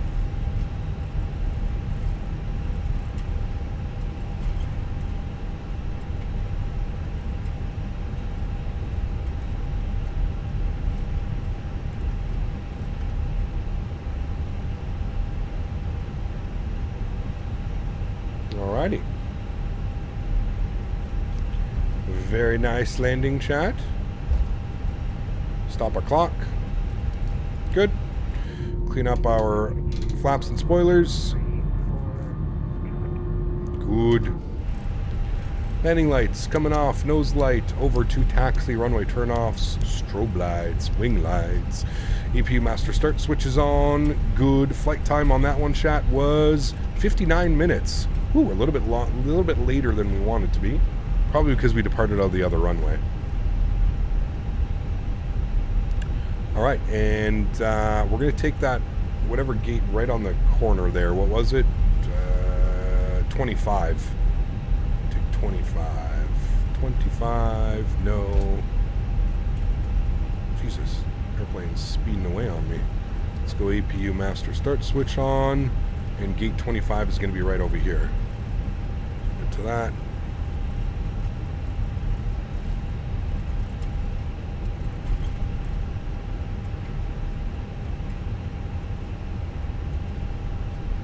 Wish your approach was that good. I pass out the vomit bags each time. Hey man, practice makes perfect. Don't forget that I do this full time and I get to fly these airplanes all the time, right? So practice makes perfect, man. Trust me, we have shitty arrivals too, dude. We had a real poopy arrival into Washington the other day. Now, to be fair, I left my head tracking on and I went like this on short final, and that kind of screwed up the entire approach. Usually when I land, I turn my head tracking off and then I turn it back on once I'm taxiing around the airport. But I left my head tracking on and I moved in my seat on short final, and it just whoa, sorry, didn't mean to do that. And it completely changed my point of view in the airplane, and it put me way higher than I was, and it kind of screwed everything up. But yeah, like I always say, man, practice, practice, practice. Also kind of getting the right sensitivities and getting all that dialed in is important as well. Upstairs, EPU bleed is on, good. Engine number 2 is off, engine number 1 is off, beacon light is off, fuel pumps are off, seatbelt signs are off. Ladies and gentlemen, welcome down to Windy Welly. Let's go. Predictive wind shear system off, good. And we're looking good. Got our company messages. We'll read that. AlexSiu. Menu. Received. Arrival message.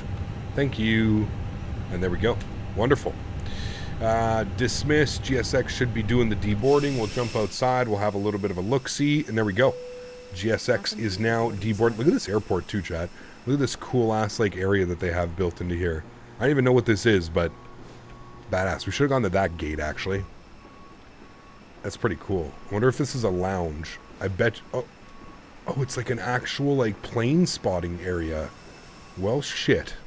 Look at that, chat. I had no clue. It's a legitimate plane spotting area. I was going to say it might be some badass lounge or something like that, but that's pretty damn cool. All right, cool. There's the aircraft deboarding. Beautiful. Turn the sounds down here a little bit. Let's go ahead and get some tunes bumping, shall we? Yes, we shall. Good. And let's go ahead and get ready for our next flight, the one that we've all been waiting for, into Queenstown.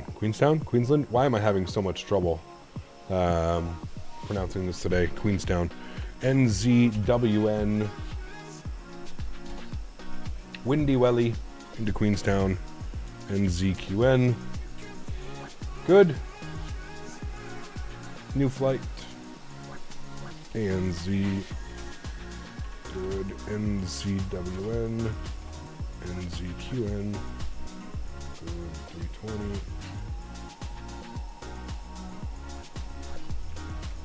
141 passengers for this leg, chat.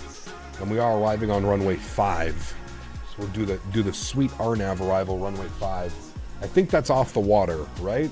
I don't know if I'm entirely sure, but I think that's the one off the water. Unload, import, good. We send off the flight plan.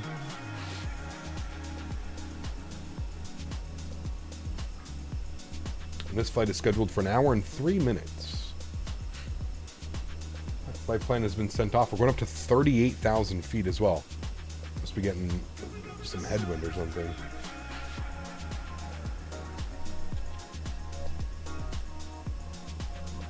Remember, guys, if you did enjoy that arrival, please don't forget to smash down that thumbs up button. We're going for 300 likes today, and if you are hanging out in the background, just know that I will be opening up chat once we start our descent into Queenstown. So if you are hanging out today, do me a huge solid, smash down that thumbs up button. This is our second last day in New Zealand. Tomorrow, we're going to be going Queenstown to Christchurch, Christchurch to Auckland. That's the plan for tomorrow. It's also going to be a sponsored stream by Thrustmaster, so that is always good. Any issues finding flight plans on VATSIMTAY? Keep getting errors, and the first submission might be my browser. No problems for me, Tom. None. None, my friend. Alright, give me a second, chat.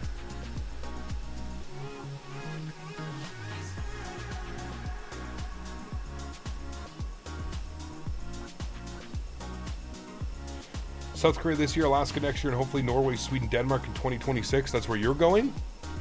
Nice, dude. What's for lunch today? Good question. I think it's blackened salmon.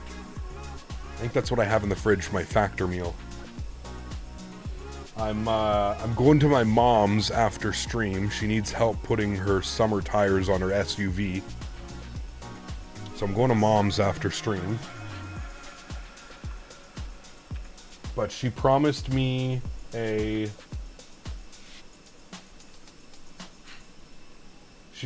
roast beef dinner. So I mean, I'm taking a roast beef dinner, chat. So I know that I'm having a roast beef dinner tonight, probably with all the fixing. Maybe some green beans, some mashed potatoes. Yeah, it's gonna be good. I'm excited for that one. Anytime you get mom's cooking. Especially when it's a roast. Oof. Remember how we discussed how you pick up the wheels and tires, right? No. I'll probably throw my back out, Mopar. Because these tires are huge. They're for her brand new Audi A5. I'm assuming they're going to be heavy as fuck. On Audi rims, too. Mopar, can you just fly down and do this for me? Appreciate you, man. If you leave now, Mopar, you'll probably be here by the time I'd be there. Surprised the 777 hasn't released yet, Cap. They've been pretty quiet. 3 weeks, no updates, man. 3 weeks. Use the legs. Summer tires, what the heck is that? Yes, up in frozen tundra land, Canada, Alaska, we have winter tires. So it's a different rubber material. It's like much softer in an essence, kind of. They're yeah. They grip the snow and ice and slush. Thanks, Cap. Great stream. Flying. Only flying one leg today. Flights and Pilot. No worries, man. Thanks for joining. Appreciate you, dude. They use studded. We have them here as an option. Studded snow tires as well. I've never considered them. I might consider them maybe on my next car. But, yeah, I just buy like decent winter tires and I have summer tires. I mean, most people use all seasons. Yeah. Big difference. My summer tires are all season tires, and I still have a set of winter tires on their own rims that go on the car usually end of November, early December, and I take them off early April. Usually I take them off, switch them over.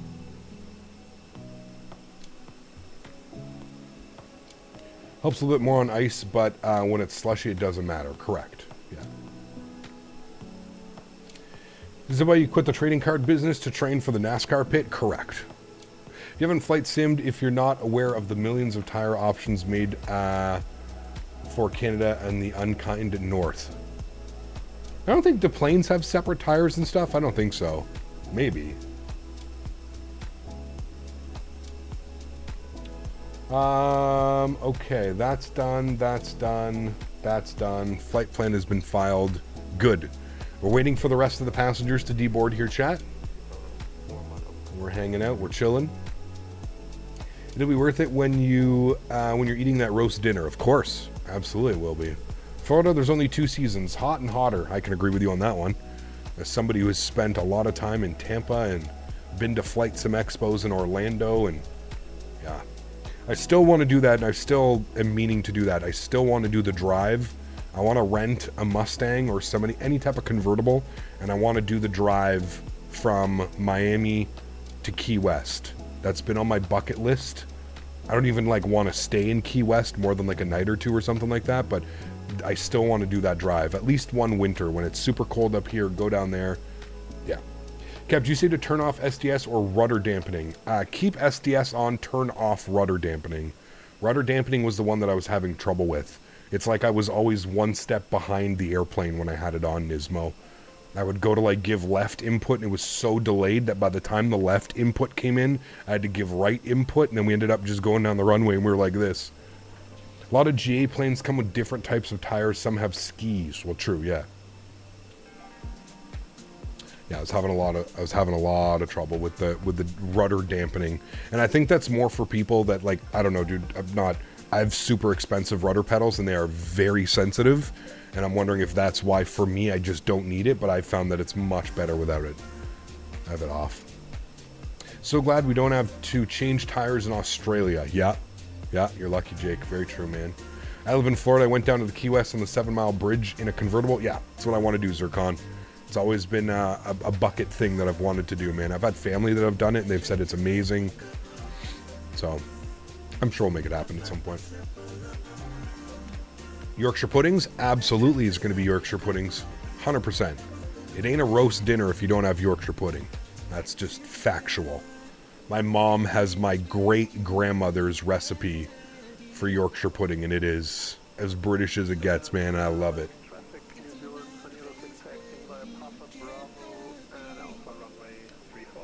Lived in Orlando my whole life, never been down to the Keys. It's hot enough here, and we have enough traffic. I don't feel like getting stuck on a 2-lane in and out of a small place. I'm with you, man. I hear you. I've heard the traffic can be absolutely insane. Where's the rudder dampening settings? It's somewhere in the EFB, Monsieur Jarvis. Somewhere in there. I'll look in a second when we go inside.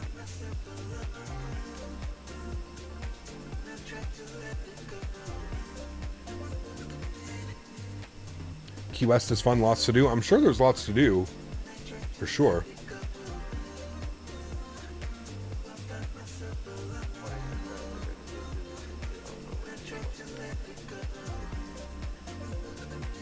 I found it. Good.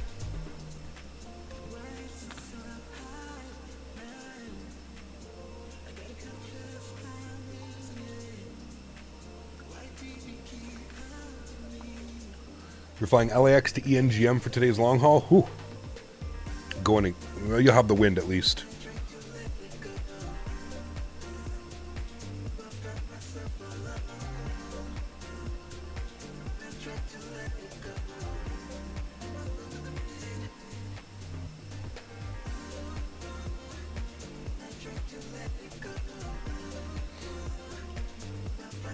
Cousins live in Bradenton. Very cool. Seeing me turn the rudder dampening off and handles much better. I agree, CJ. I agree, my friend. I agree.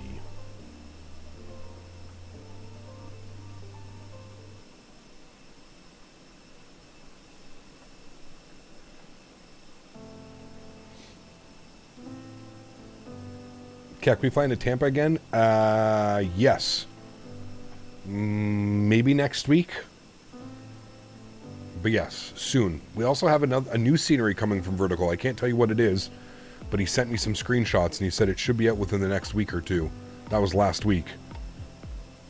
So we may have new scenery by Vertical Sim to check out next week.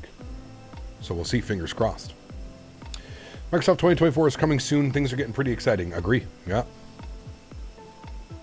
Wait, you turned off rudder dampening? Yes. Like on basically after like the first couple days of flying this. Yeah. If only Cap would fly out of BDL. BDL's a good place too. Yeah, we got some good scenery for BDL, so we definitely have to be back. It's been a while. Once again, rolling, see you in Queenstown. Take care, my friend. Enjoy the flight. If it's K-Pi, then it's no secret. Correct. It is. It is K-Pi. I think he's been working on it for a while. First time flying both legs with you. Can't wait for the approach to Queenstown. It's going to be incredible, man. Going to be incredible. We're almost done deboarding, which means that we'll start the reboarding process here momentarily. We've got 18 passengers left to deboard, chat. Aircraft is almost there. New flight data is up top. We've already got the new flight data there for you, so that's good. Beautiful.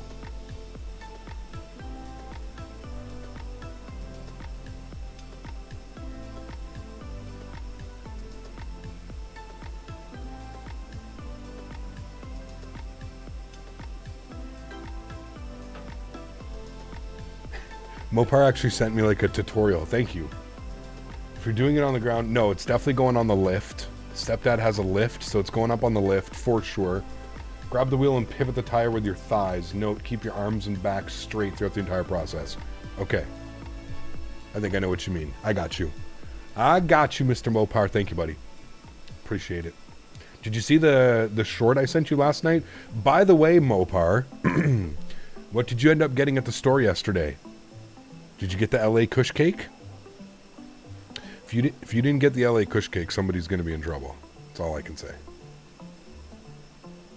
Hits keep on coming, Cap. Work laptop just took the nosedive. Oof. Well, at least it's the work laptop. Hopefully they'll get you a new one. Hopefully they'll get you a new one. Phenomenal, he says. Thank you, sir. Appreciate you. Thank you for using Captain Canada's Bud service. No problem. Captain Lee is here. Good to see you, my man. Got your Subway. Dude, Subway just put out a bunch of new sandwiches here, Captain Lee. Got like a Nashville hot chicken. I can't that's the only one I want to try, to be honest with you. But they just put out a new summer lineup of subs. We are not deboarding crew. Deboarding is complete. Beautiful. Let's go to my flights. We're going to go to import next flight. Wonderful. It says delayed. Don't worry about that. Mass and balance. 141 passengers going down to Queenstown. 2,100 kilograms of cargo and 8,000 kilograms of fuel. The reason why we have so much fuel going into there is because our alternate is going to be Auckland, and I don't know why they chose Auckland as the alternate. That's a little bit crazy. Probably should have been Christchurch or something like that as our alternate, but that's okay. We're not going to fight it. That's fine. Let's go ahead and go load aircraft, and we're going to go GSX. Beautiful. We'll let GSX take care of all of that. Wonderful. Let's come down here to our flight plan. Let's go to our NIT ref. We'll plug in some information here. We'll do our NIT request. Call sign for this flight is ANZ. Why do I always mess that up? ANZ 605 for us. Throw that into there. You can see Wellington over to Queenstown. Good. Cost index initially will be 5 once again. It actually wants us up to 38,000 feet. Flight level 380. So we're going up to 38,000 feet. Everything's good there. Let's go to our init B page. That's all going to be blank for now because we need to load the passengers, cargo, and fuel. So that's good. We'll go to our flight plan page. We'll go to Wellington departures. We're obviously departing on runway 34. Looks like we want to be on the Uplu 1 Romeo departure. Uplu 1 Romeo. Good. We're going with the Uplud transition. Uplud. I don't see it, so we think we're okay because it's probably part of it. I see Sabda. Sabda will be the next one then, so we'll go Sabda and then we'll insert that. Beautiful. There's Sabda, and then it takes us all the way in. Good. Let's go to Queenstown. Let's have a quick little look and kind of update the weather here. So weather in Queenstown, winds are showing 030 at 4 knots. If we pull open the airport, you can see that we're going to expect an arrival on runway 5. So we are coming in off the water. I love this approach. I love coming in the mountain because you end up flying in between the valleys. But the water approach is just so epic as well, chat. So runway 5 is what we're going to plan. We may need to give a couple extra minutes between flights because we are going to have to backtrack. That's the only shitty thing. We cannot use this. Does this taxiway actually exist? I don't ever remember seeing this taxiway. Is this new? I don't think we can use this taxiway. Hold on. Taxiway A, B, C, Alpha 2. Limited aircraft with maximum certified takeoff weight at or below. Okay, yeah, we definitely can't do that. So that's 12,566 pounds. No way. Maybe that's why we've never done that, so we have to back taxi and then in on Alpha 3 or Alpha 4 into the terminal. Okay, we're going to be on the LRUV, which is going to take us out to Ibabu, and then from there, we're going to go to the approaches, and it's going to be an RMP Zulu, and there you can see Ibabu, and then we make the turn, and then we come in like that. Oh, chat's so beautiful. And then the missed approach is even gnarly. We're going to fly out this valley and then back around. Cool, we'll pin that. Good. So we are taking the RNAV runway 5. What's that? RNAV Foxtrot 5? I don't want that. Is there just a regular RNAV? Okay. Wait, what? What is this? RNAV Zulu, isn't it what we want? RNAV Zulu, yeah. RNAV Zulu, runway 5. We're on the Elru 2 Alpha, and our approach via is Ibabu, and we'll insert that. Good. Cool. Everything's set there. Everything's done there. Catering is here. They're loading up the airplane. Fresh snackies. And we're refueling, and then we'll start boarding the passengers as well. It is for GA. Yeah, definitely is for GA. Cab Canada Bud Service. No stems, no seeds that you don't need. The Cap only recommends badass weed. Book it. There's our marketing sample right there. Oh, man. I have to say, Nashville chicken was pretty good. Oh, you have had it, Jackson? Nashville hot chicken, that sounds amazing. Dude, if any of my Canadians live... Let me repeat that, sorry.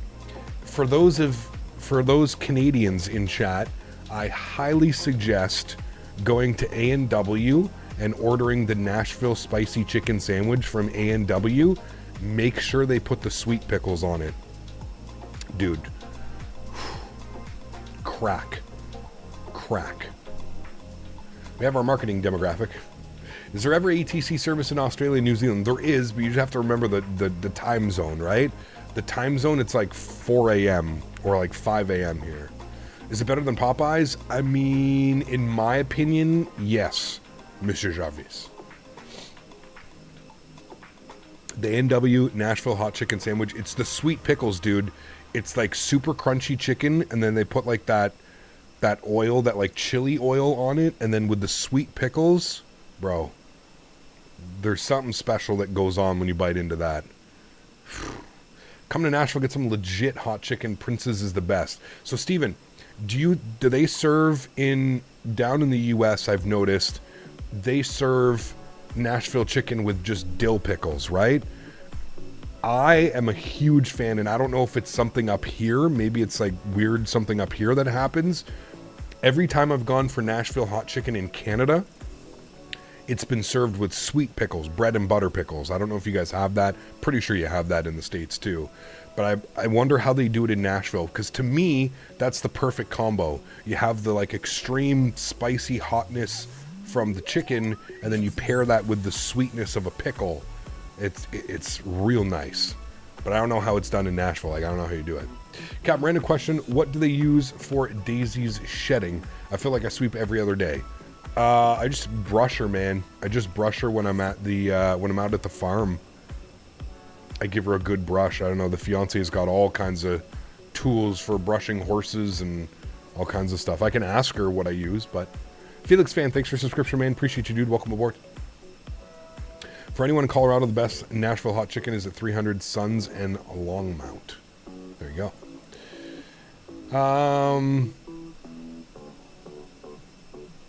Steven said it usually comes with dill pickles. Yeah, see, I don't know, man. Dill pickles are good and everything, but there's, like I said, there's something special when you pair that sweet chicken with like a sweet pickle. It's, man, it's crazy.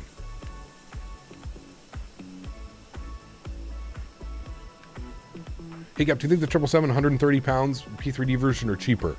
Captain Dan, good to see you, man. My day is going well. And no, they've already confirmed that the price will be far better than what it is on P3D. You have to remember, the Microsoft community base is probably 10 10 to 15 to 20 times the size of that of P3D.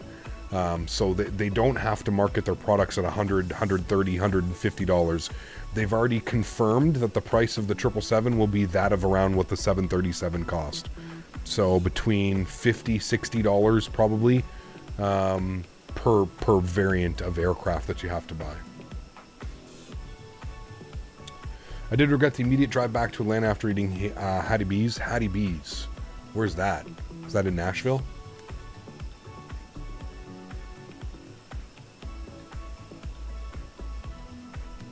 Not really, Miles. I guess it depends. You can always play with the sensitivities, right? Just because Fenix says the sensitivity has to be at a certain level doesn't mean that you have to run it at that level, right?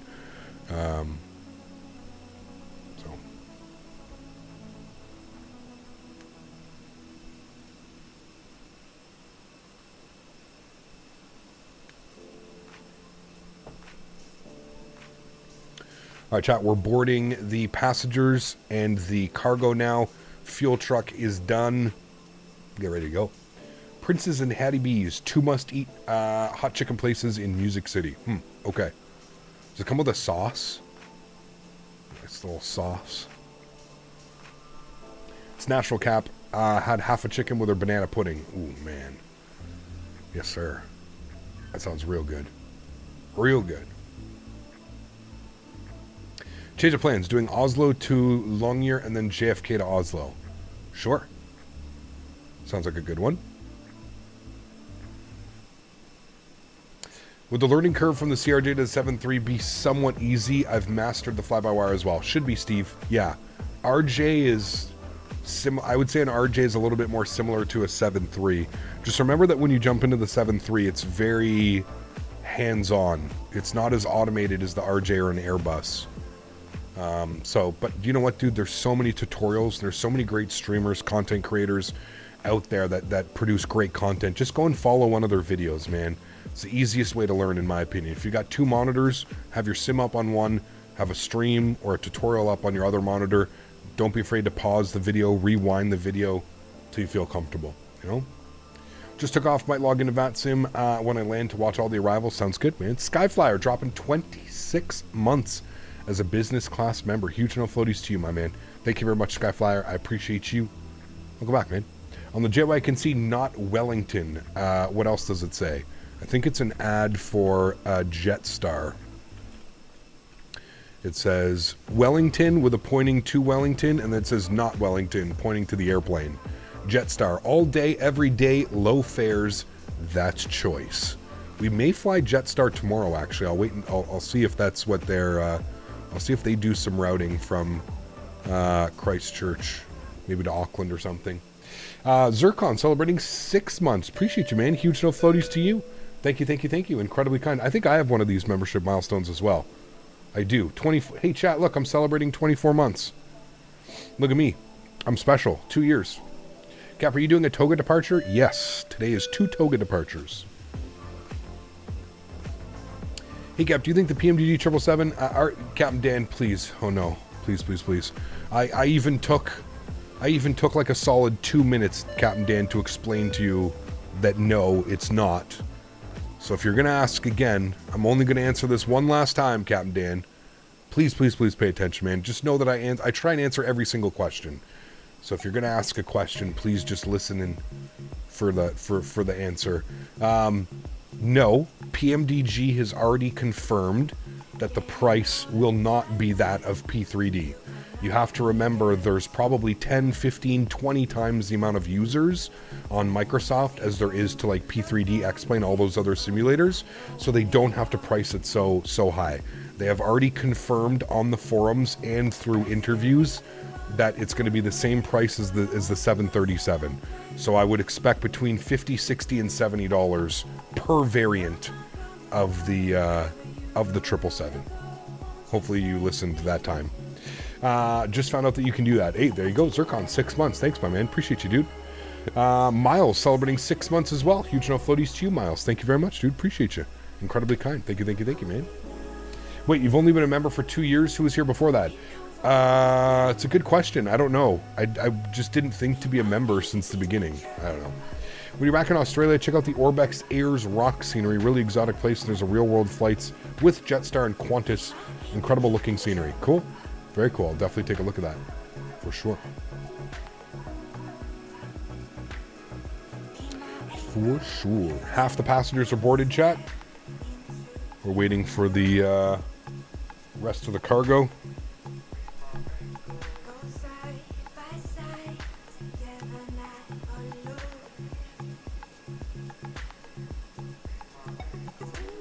Damn right they are. What were you at, Dan? 70 something months or something like that? I mean, you got to be pushing Smitty for the leaderboard, right? Was it leaders? I can't remember. Or is it leaderboard? I can't remember what the command is. Oh no, it's top, isn't it? Top. Yeah, that's what it is. See? We learned some point. You're close. You're still 2,000 points away, though. But you're close.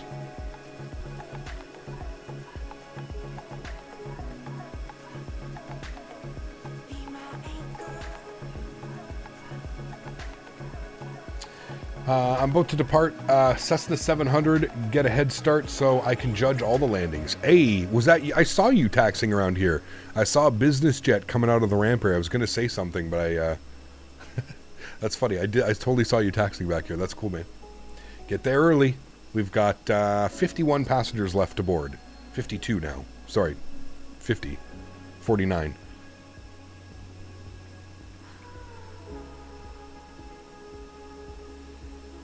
We are almost done the boarding, chat.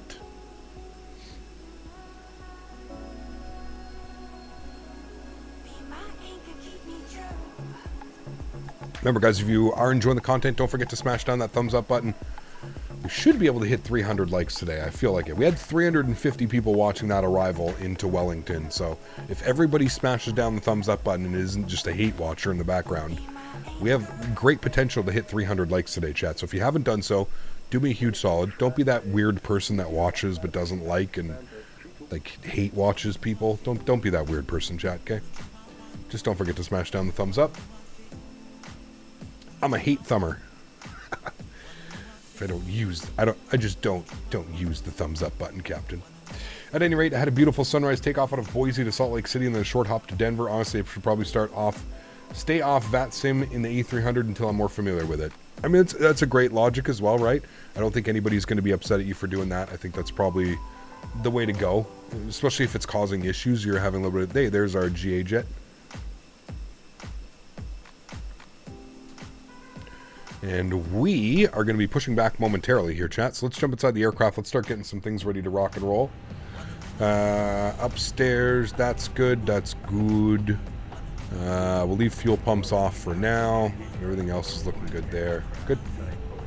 What was the pop-up when you landed called? This is called G's, landing rate. G's. So you can go exclamation point G's in chat and then follow the Nightbot command. Huskers, good to see you, my friend. Wife's B-Day today, so I had to take the due diligence. Hey, man. Absolutely you did, man. Pass her a happy birthday from us. Huge no floaties to you, Huskers. Thanks for coming to hang out. G's, landing rate monitor. G's is so good, use the free version. Yeah, don't pay. Don't pay for... Yeah. Don't pay for anything like that, chat. Don't pay for any replay system. Don't pay for any landing rate monitors. There's literally 10s and 20s out there that are free. It still boggles my mind that people like are willing to pay for like a replay when there's 6 free replay tools up on. I don't know, dude. I don't get some people, man. Some people just love to throw money away. That's what I've come to gather. Some people are they're like, flight sim, fuck it, everything costs money. I'm just gonna buy this $20 replay program. It's like, bro, what? There's a default replay system that works fine. There's whatchamacallit, Flight Recorder, which we've started using again, works great. I don't know, man. I don't understand paid replay tools. Do you think the paid version of G's, what is the paid version? You can look at your landings or something like that, which I think you can do on this one too. Like if I right click on this, I'm pretty sure I can like view my landings. There you go, and it shows us all of our landings. Now, I think with the paid version, you can like double click on it and it'll actually bring up like the airport and you can see like exactly exactly how it looks. I don't know.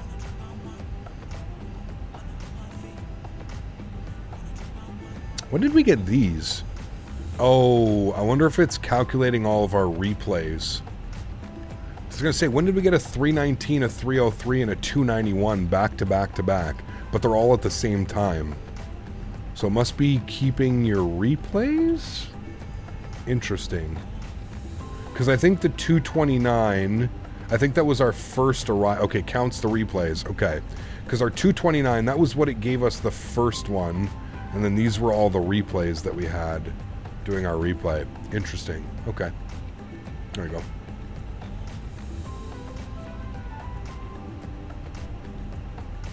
Or wait, no.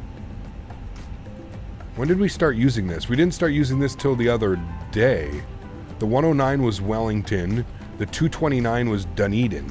That was our Dunedin arrival. Yeah. And then we got the SR-22 working title, and then we're back in the Fenix. Yes, yes. Yes, yes. But yeah. The paid one gives you like a little thing like, I don't know, dude. It's, like I said, for me, it's not worth it. Boarding has been completed. Good. Let's get our beacon light on. Let's get our fuel pumps on. The music just ended as well, so we'll pause that. Fuel pumps come back on. Seatbelt signs are on. Sounds are up within the aircraft. Beautiful. We'll turn these sounds up here as well. We'll hear the... We are ready for pushback. There we go. They're ready for pushback. I like it. Looking good. Looking good, chat. My arrival in Salt Lake was a bit dicey. Just lost in the wing view for too long and needed to manage things. Being heavily stretched on VATSIM can cause issues too. Hey, man. You're talking to the stretch master. I know all about that. I know all about that. Bypass permit certain.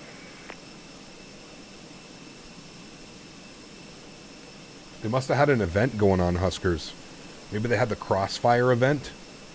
Atlanta to Jacksonville. Sounds like that's what happened. Ooh. Who was that just departed? What airplane was that? Was that a Qantas or something? A Jetstar? It was a 7-3. Interesting. Whatever it was fun. Yes, sir. Those events are awesome, man. It was Orlando Overload. Okay. That would make sense. Yeah. There's always events going on too, right? Locking gear. Locking gears. All right, let's come down here. We'll get our finalized load sheet, 141 plus 3. Beautiful. Let's come over here. We'll send all that data down to the McDo. Good. Let's go to departure performance.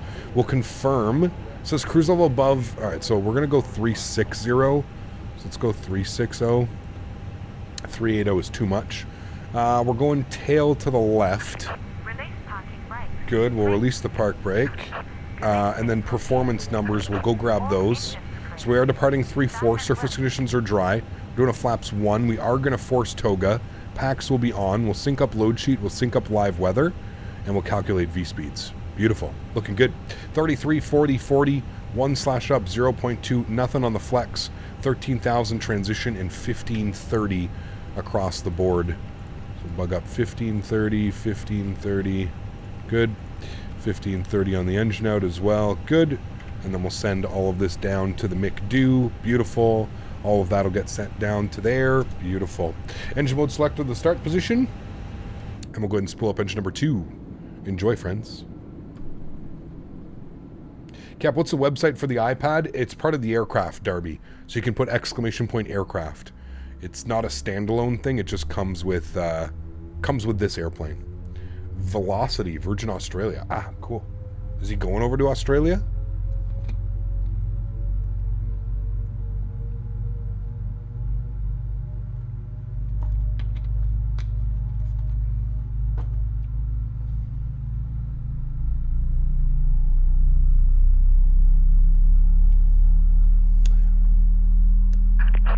Please set parking brakes. Park brake set.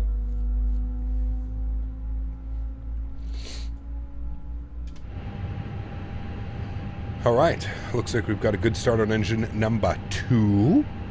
Looking good. We'll go ahead and spool up engine number 1. PTU is going to be barking away. Hey, Wayne, my man. Thanks for dropping the 25 bones, dude. Appreciate you, man. Huge no floaties to you. Thank you, thank you, thank you. Incredibly kind, my friend. Appreciate you, dude. So just a token of thanks for all the knowledge you share. By the way, I've been flight simming since the 80s. Started on a Commodore 64. Thanks again. Wow.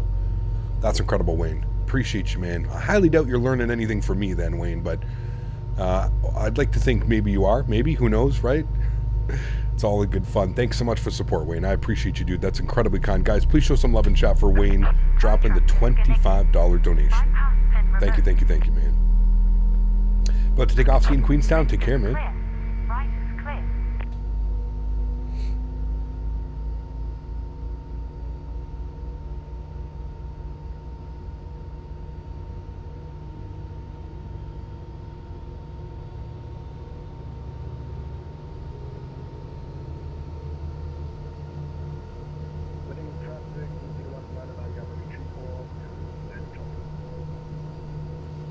Was it windy and welly? It was not, Huskers. No, it was actually very nice. Bright down the runway pretty much at 9 knots. It was real nice, man. Real nice. All right, we got 2 good engines. Let's go ahead and set flaps 1. Just a token of thanks for all the knowledge you share. Hey, man. BTW, I've been flight simming since the 80s. Started on a Commodore 64. Thanks again. Incredible. Thank you again, Wayne. Appreciate you, man. Very, very, very kind, dude. Thank you, thank you, thank you. Okay, engine mode selector back to the normal position. Flaps 1 is set. Ground spoilers armed. Predictive wind shear system and system 1 is going on in auto. Auto brake over to max RTO. We're going up to our cruise level today, so I'm just going to bug up 360. We don't have any ATC, so we'll bug up 360 on that. If we go to our perf page, what was even the progress? 350 is optimum. By the time we get up to 3.6, we'll be fine anyway, so we'll just leave that like that.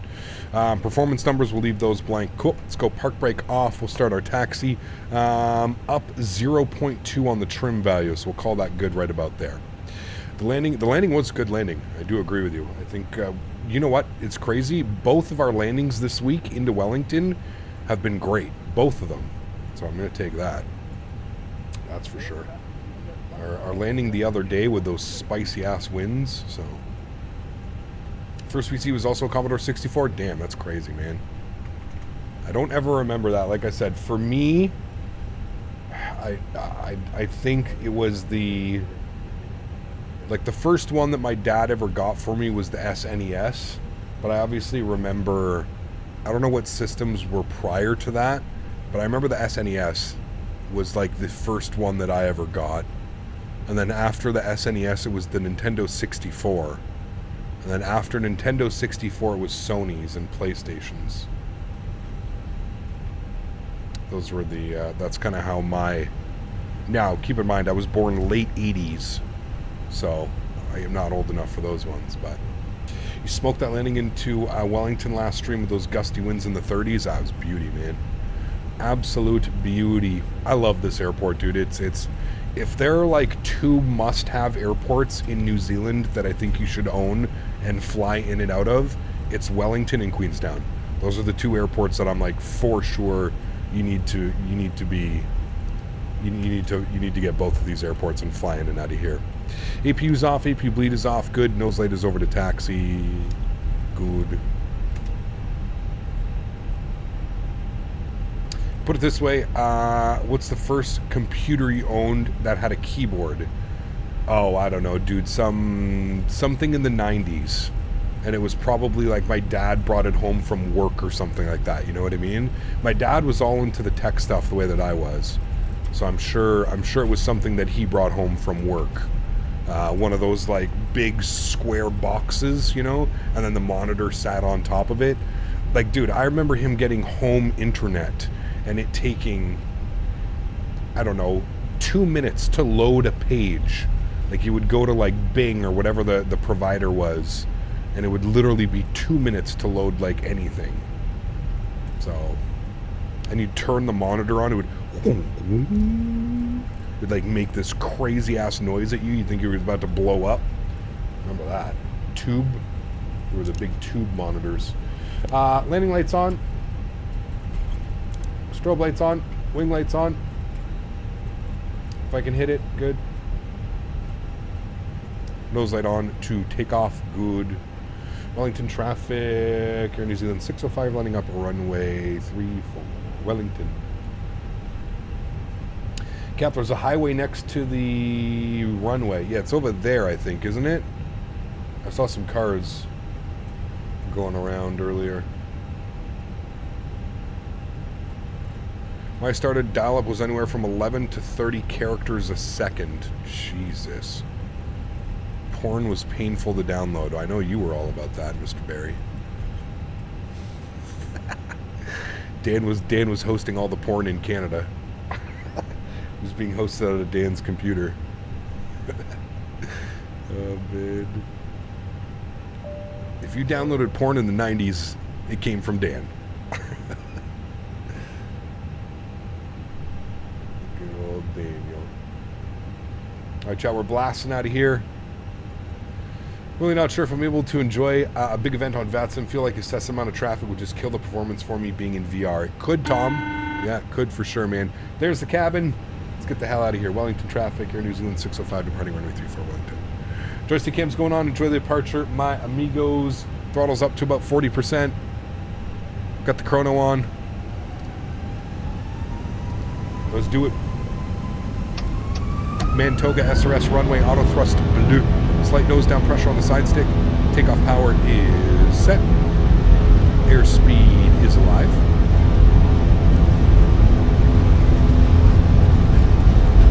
Knots for neutral. V1. Rotate.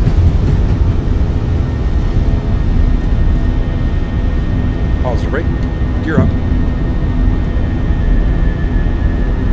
Pitch for climb. Rocket ship out of here, chat.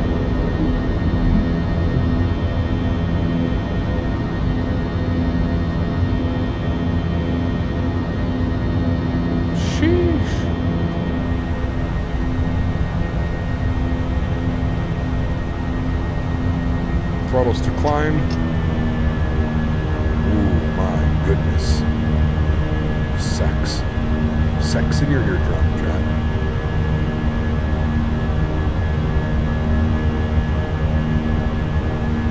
Alright, ground spoilers disarmed. Runway turnoffs, nose lights, wing lights, all to the off position.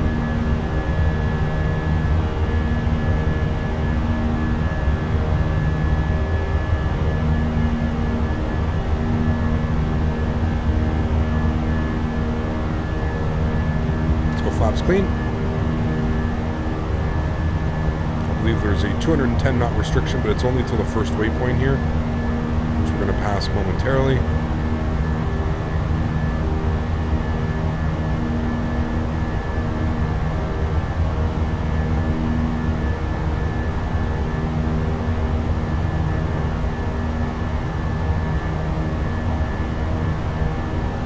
And that buzzsaw is just incredible.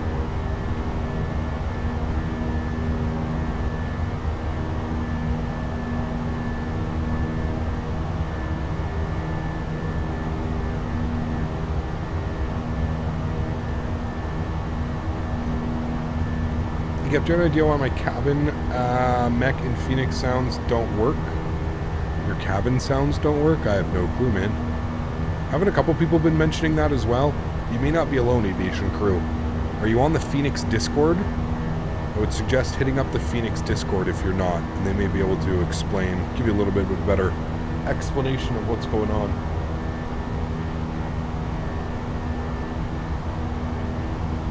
Alright, chat, coming up on 6,000 feet. Autopilot is on. We're through 6,000 now.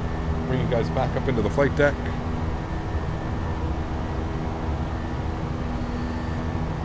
My flight plan uplink hasn't been working lately in the Fenix. Try and reinsert your SimBrief data. Maybe that's what's causing it. Beautiful buzzsaws.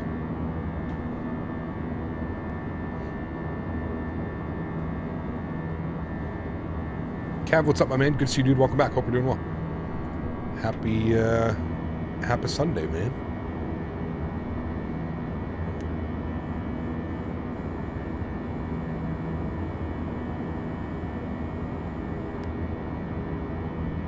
I know that when the aircraft updated spam that I had to reinsert my my alias. Make sure you're putting your alias, your SimBrief alias.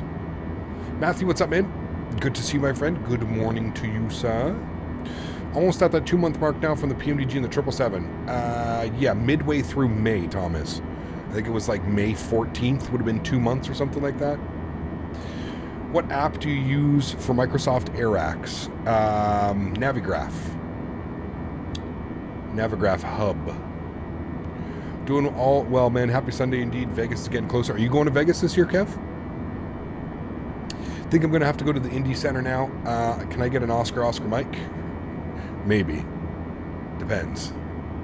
Beautiful ortho out of New Zealand. It's incredible. It is big. Yeah, it really is, man. It's absolutely beautiful. I am indeed very cool, man. Where are you coming from? Aren't you in the UK, Kev? I always thought for some reason you were in the UK. Maybe you are. Reporting from the Middle East, Rick. Good to see you, mate. Welcome. Hope you're doing well. We're through 10,000 feet now. Landing lights off. Seatbelt signs off. Now, the speed restriction, I believe the speed restriction goes away now. You can see we're right on like that bubble. There you go. Speed restriction is done. Aircraft is going to level off. We're going to gain a little bit of speed here. Beautiful. Give you guys a nice wing view of this side. Coming from Dublin, Ireland. Are there any direct flights from Dublin?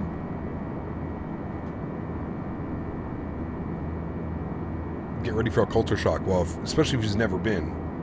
Dublin, Vancouver, Vegas, Montreal, Dublin will be the flights. Business class the whole way, so it should be nice. Well, fucking la-dee-da over here, mister. Nice. That must have cost a pretty penny. Unless you used points or something like that. Good on you, man. That's going to be a fun trip, dude. I am flying business class with Porter on the way down to Vegas. Ottawa, Toronto, Vegas. And then on the return flight, I am flying WestJet Economy Plus. Paid for better seats.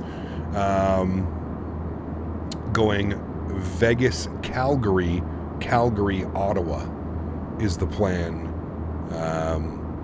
That's what I have booked. So that'll be fun too.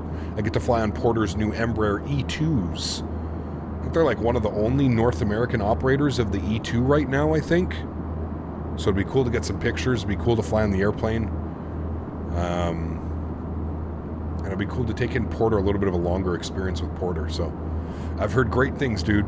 Great things. I get a meal, free drinks, beer, cocktails, free snacks. So, I mean, hey, dude, I'd be sitting there. I'm going to load up a couple movies on the laptop and just kind of hang out. I'm flying peasant class because I'm a man of the people.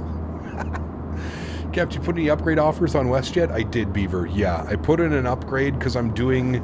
So Dan and I leave... the main reason why I did this is because I'm flying with Dan.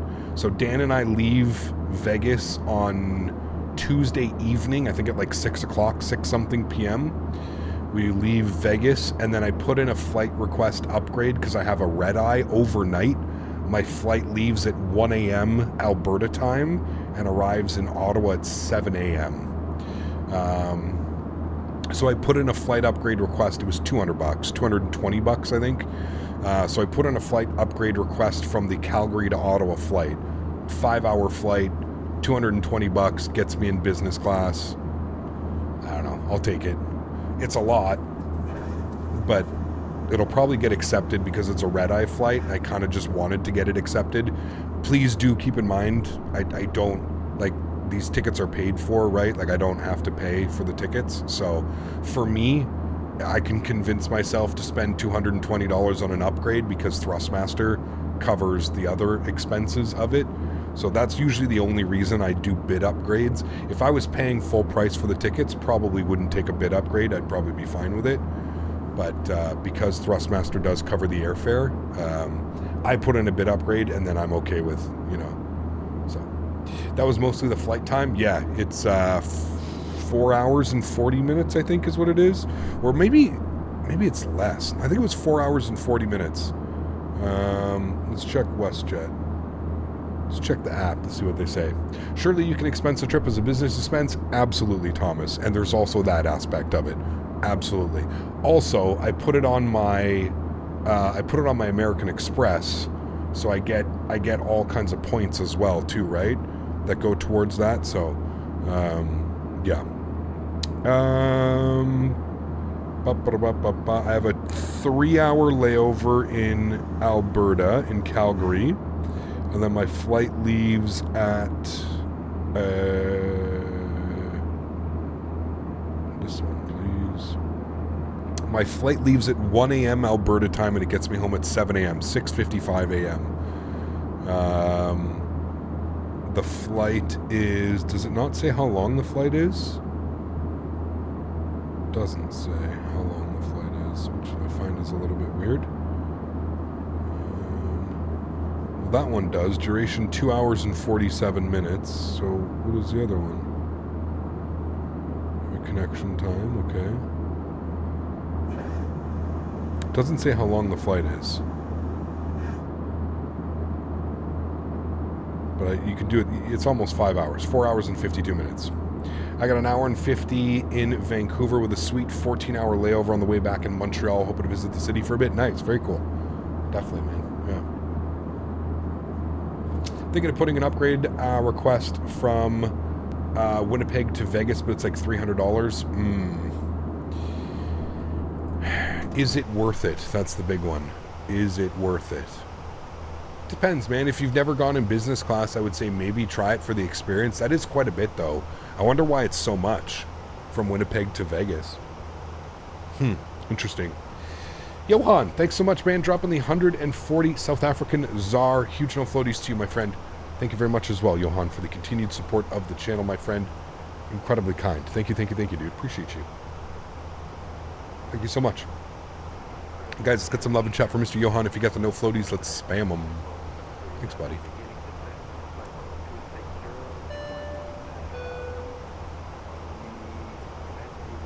Mr. Davis, good to see you, my friend. Welcome, welcome. Hope you're having a great Sunday. Chat, what was this strait called again? In between New Zealand? Cook Strait, right? Cook Strait? Apparently the winds through here can get pretty crazy. Cook Strait, I think is what it is. I like this view, actually.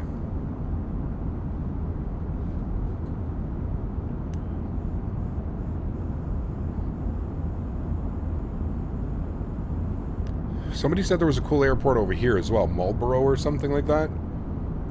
Somebody said there was a cool airport over here. Or was it Nelson? Can't remember. Somebody said there was a cool... I think we've been to Nelson, right? Nelson was where we flew the ATR in. I'm almost positive we've been to Nelson.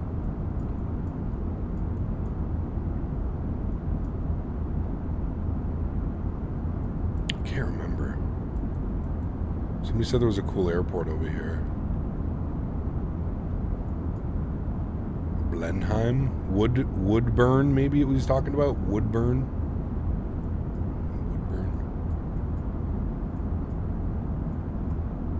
It's a cool-ass country, man. You camped in Nelson, cool place? Ah, shit, very cool. It was Nelson? Okay. Nelson.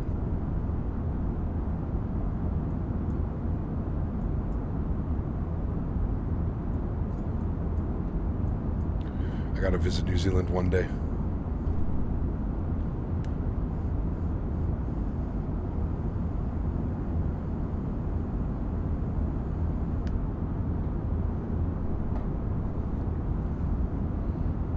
When did you go there, Jarvis? How many years ago? Flew business once, was an A320 from Air Portugal from Lisbon to Frankfurt during COVID. Not worth it in my opinion, but the price for business was lower than economy, so I bit the bullet. Sometimes you can get incredible deals, man. When I was looking and booking my flights down to Las Vegas, for example, Porter had a sale. It was a 25% off sale. And basically the price to comparison, like the normal average everyday ticket, was just a little bit more expensive than buying the Porter business class with the 25% off. So I got super lucky. Now airlines have sales all the time. especially in Canada, and especially Porter. If you want to fly Porter, they have sales all the time going on, so just keep an eye on them like that. And that's where it becomes a little bit, like I said, you save 25% off a $300 or $400 ticket, right? I mean, that's $75, $100 that you're going to save. A lot of the times that's the difference between flying economy or business class, unless you're flying for like Air Canada. Air Canada and WestJet sometimes love, Air Canada especially, they love to inflate the price of business class. I have only ever really done Air Canada business class on an upgrade like request. I've never outright bought a business class ticket from Air Canada because I think they're absolutely out to lunch with their pricing.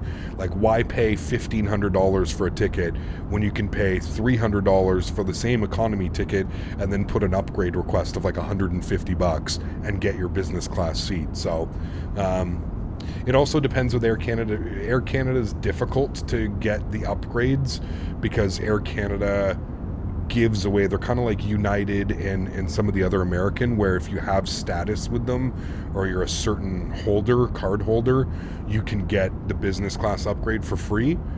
So Air Canada is difficult to get the business class. Sometimes you'll get it on certain routes. I got lucky when I went down to Houston. I put in an upgrade request for $150 and I got it. So I was able to ride business class on the A320, which was a great experience. But under normal circumstances, like it was like $900 or something, as opposed to like $250 one way. So it was crazy. Hey, Cap, hope all's well. Leaving DC right now. Good to see you, Caleb. Welcome in. Airlines in the States seem to have outrageous business and first class tickets. They do, and the product isn't even that good, Steve. Like, when you compare the product to other business class and first classes around the world, North American first class is laughable, literally laughable. That's why I love to see airlines like Porter really stepping it up again, man, and kind of offering that old school kind of like the way that you see it in the Middle East and in Europe, in the UK and places like that, where, you know, you buy business class and your flight's over 2 hours. Here's a meal, here's a hot meal, here's snacks, here's free alcohol, here's free drinks. It's North American business class and first class is rarely worth it, in my opinion, unless you're doing it on points and stuff like that. That's when it becomes beneficial. That's when I think it's worth it. If you use a credit card and you have 1 or 2 credit cards are the only cards you use, you're raking 10s, 20, 30,000 points a month off those cards. Yeah, it's worth it to use those points to upgrade for sure. But I would never, like I say, out of pocket pay. Nah, that's crazy, dude. Unless it's a long flight, you're going transcontinental, you're going New York to LA, or, you know, Orlando to LA or something like that, then I could see it worth it to pay for the upgrade request. But for the most part, it's just not worth it in North America. That's what I've gathered through my travels. Souza Optimum is 350. I think it'll change once we get up to 36. Should be good. 11 hours on the way home. Flew Delta economy for 14 hours. Wasn't even that bad. No, it's not that bad. Depends on the seat, man. It really depends on the seat. Like, if you can score yourself a nice, like, exit row, or even like a slightly better legroom row or something like that, usually you're perfectly fine, man. Hello, Cap. Today's my birthday, but no PMDG 777 release. How are you, Erin? Good to see you, man. Probably still a couple weeks away, Erin. We definitely haven't heard from PMDG yet, and they said they would give us 2 weeks notice, so we'll wait and see.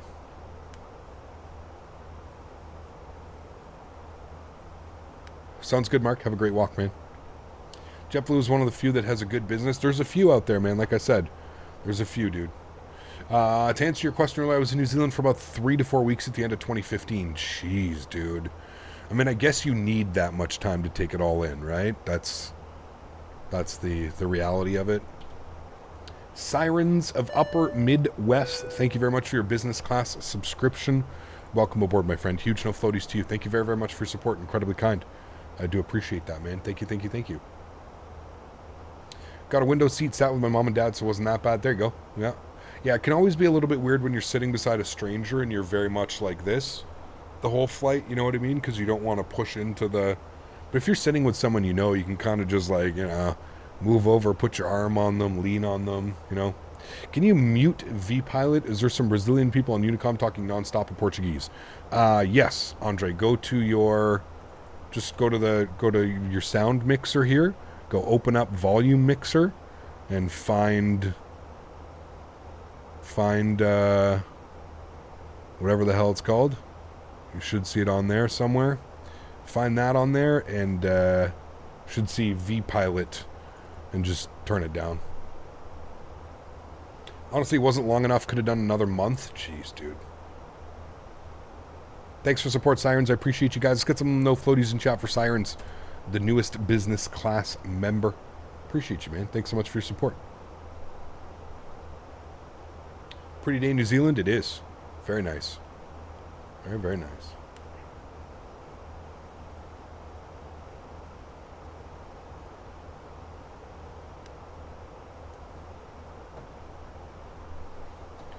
Also depends on what aircraft biz you're flying. Obviously, the newer or wide bodies aircraft have better business class seats. Absolutely, 100%. Yeah, I agree with that, Huskers. I agree with that. Listen, I did it with Smitty. I did it on WestJet when we flew across the country from Toronto to Calgary. Smitty and I did it, and we stayed in the lay flat seats in WestJet's 787, and I mean, it was fantastic, dude. You're crossing the Atlantic, or you're doing one of those long flights, and you could just push one button and your chair just brings you back, and you're all just like this, and oh man, it was an amazing experience, don't get me wrong, but for the price that they charge, geez, dude. Remember how I said the sun would be up soon? It's still dark. That's why I was like, dude, it's 4 a.m. or something. The ear pop isn't horrible. Where's that? On the newer aircraft? For sure. If you want to get bad ear pop, go fly on a Q400. For my Canadians that know who have flown on a Q400, dude. 77 business class passenger hates it when you use this one trick. Man, it was amazing. They served us breakfast, and I literally pushed one button, and my chair just like went all the way back. My feet came up. I was literally just laying there, perfectly laying there, looking out the window. Passing over, I don't know, one of the Great Lakes. It was wild, man. It was wild. It was a great experience. Thoroughly enjoyed it. I know Smitty enjoyed it as well. Pretty sure we both caught like an hour. It's a nice big hour nap as well. Now, like for the expo, I'm in a Delta A320 and Neo from MCO to LAX. Not bad seats in first. Yeah, that would be good. Absolutely, Huskers. I would pay for that. Yeah. Thank God I departed earlier. The conga line behind you is insane. Kind of curious how the spacing will go. Maybe some people logging off. I may just log off. You know what? I think maybe what we need to do, Andre, is probably the best thing, is as soon as you land, maybe log off if you have to back taxi, and then log back on once you're like clear of the runway and you're taxiing into the terminal. I think that's probably the smart thing to do. On the Q4s, every 2 weeks, the ear pop is a real thing. Dude, those things pressurize. Ugh. It's the one thing I hate about the Q4. I love the Q400s. I love the sounds. They're so quick, dude. The takeoffs, the landings, you're always thumping onto the ground. The takeoffs are like rocket ships, dude. Like they're literally like rocket ships. But man, the pressurization is so bad. It's brutal.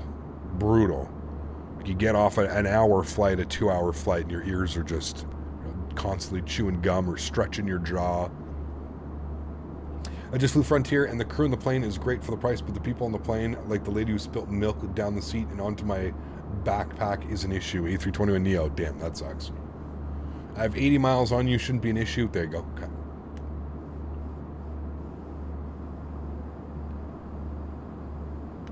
The Fokker 50. See, that's the thing. I've never been on the Fokkers, so been in some ATRs, but never a Q400. Big difference? I think so, Huskers. My little cousin, who's first officer on the ATR now, he's saying that it's like the pressurization is perfect on it. It's like any other big jet. I don't know what it is about the Q4s, man. Maybe it's something to do with the fuselage, the design of the aircraft, but ugh. I always feel like we're gonna veer off the runway on landing. Dude, those Q4s, man. That's why they call them the Smash 8s. All the pilots all the pilots that I know, mofo, that fly the Q400, they call it the Smash 8 instead of the Dash 8. The Smash 8, because those landing gears, man, they're just used and abused, dude. Just get absolutely smacked into runways. And you got to remember too, right? It's a lot of young guys flying the Qs, man. It's a lot of newer pilots, so you might not be wrong as far as they might not be the prettiest, you know? Yeah, the Crash 8, that's a good one as well. Yeah. The Crash 8, it's a great one.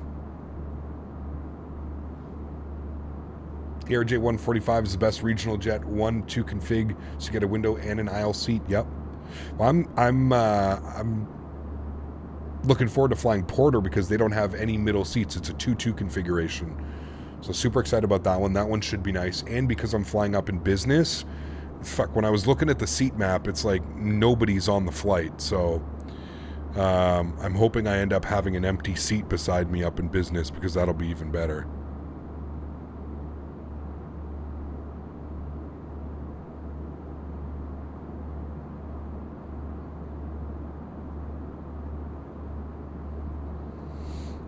My ass hurts like a mofo every landing. It's almost impossible to butter the Q4. I've seen a few, but for the most part, those airplanes like to get landed. 250, 300 foot per minute is like a butter on those ones, man. I always like to see what I call the silverback captain come onto the plane with the obvious young first. That's how it is here. A lot Huskers. A lot of the time that I'm on an RJ, that's exactly what it is. It's like some older guy, probably 50s, 60s, as the captain, and then you see a guy who's probably early 20s, first officer, and they're usually the one doing everything. But yeah, that was the last time I was on an RJ, my last flight on an RJ. That's exactly how it was. You got above the Fenix A320, PMGG 800 and 600, and some of the other add-ons. What should be my next purchase plane? Who's for VATSIM? Probably the 777 or the AnyBuilds A300. Don't sleep on the AnyBuilds A300, man. That airplane is amazing. And it's a lot of airplane for what you're paying for. It's a handful. I love that airplane. A ton of fun. Don't sleep on the A300, man. A lot of people will tell you the same thing. It's a great airplane to fly, man. I'm going to bump our cost index up to 35. Give us a little bit better cruise. Mach 0.78's a little bit better. We got 153 miles to track until top of descent, chat. So we're looking good. Tomorrow's stream, by the way, in case you haven't heard, chat, tomorrow is going to be Queenstown. We're going to depart out of Queenstown, so beautiful departure out of Queenstown, and then we're going over to Christchurch, which is right here. We're actually about to fly over it. We're coming in off the coast. It's under all that cloud. So Christchurch, and then from Christchurch we're going to go back up to Auckland to finish off the day. Finish off the week flying in New Zealand. This is where we started the week off on Thursday. So back up to Auckland. So that's the plan for tomorrow. So Queenstown to Christchurch, short little flight. I think it's like 40 minutes, 35, 40 minute flight. And then from Christchurch, I think it's about an hour and 10 minutes up to hour 10, hour 15 up to Auckland. And again, tomorrow's going to be sponsored by Thrustmaster.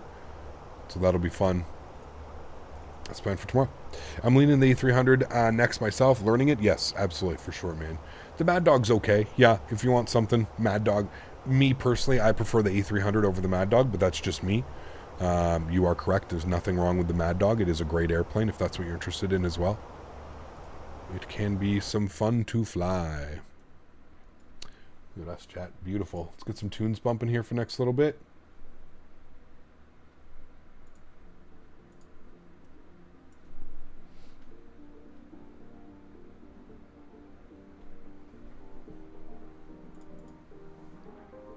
Kyle, is there a code that you can use for you or more or less all AnyBuild purchases? Just one we should tie each time.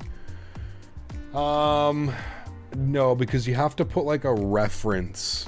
Like if I get a link for something, I guess you technically could, but you'd have to manually put on, like if you look, this is like the regular, yeah, you'd have to add, it becomes... Oh, I'm an idiot. Copy. Yeah, you'd have to put question mark ref equals Captain Canada. So if you do go to the store, you put question mark equals, sorry, what is it? Question mark ref. Yeah, so it pulls it up as a question. So it's question mark ref equals Captain Canada. That would be my code at any build. So if you add that at the end, so let's say you go to like the A300, you're going to for the A300 website, or you want to go buy the A300, sorry, off their website, you would put that at the end of it, and that would provide you with a, like here, see how like you could go there, ref equals Captain Canada. That would be the way to do it. But unfortunately, no, there's not a better way to like just use it. I mean, I guess technically you could, because if you look in the description, of the video, you should see, yeah,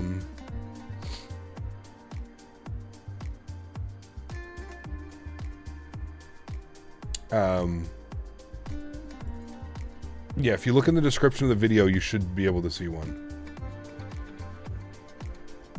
Mofo.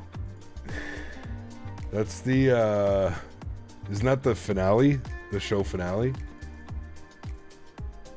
I think in the description, Davis, there's a link directly to it.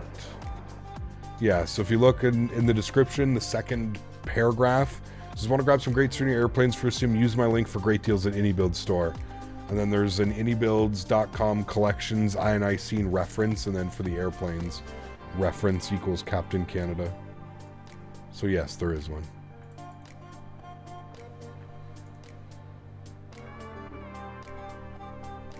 Remember that, it's funny, Christchurch gets a lot of cloud and rain, I think, down there. I remember that from the last time we flew into Christchurch. It kind of looked like that as well. Mr. Daniel Barry, huge no floaties to you, my friend. Thank you very, very much for your support. That is incredibly kind. I appreciate you, man. Thank you, thank you, thank you.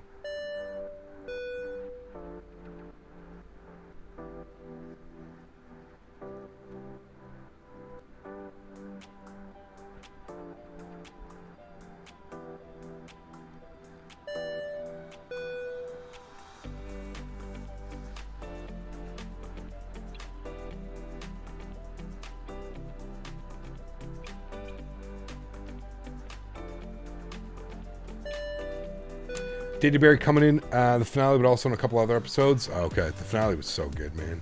Huge no floaties to you guys. Can we get some no floaties and some blame Dans in chat?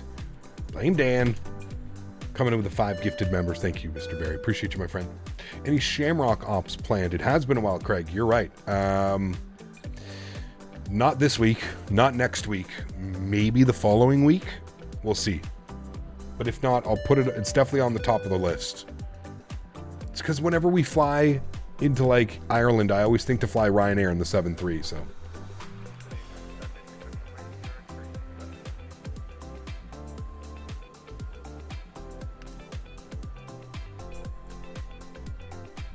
Man, 35 gifted members today, chat. Thank you guys. 10 of that was my weird free gifted members that I didn't know that I have a month. Kind of cool that YouTube's doing that though.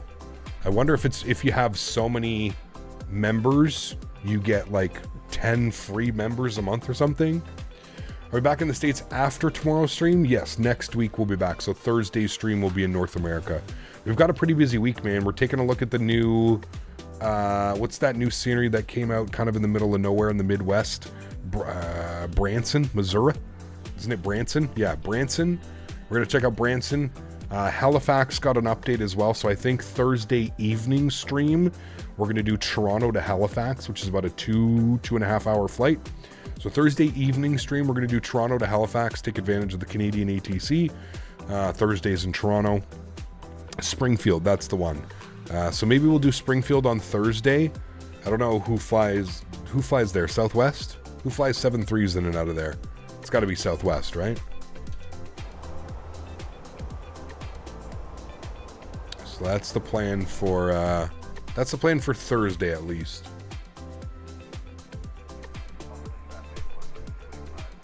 Southwest doesn't fly into there? Interesting.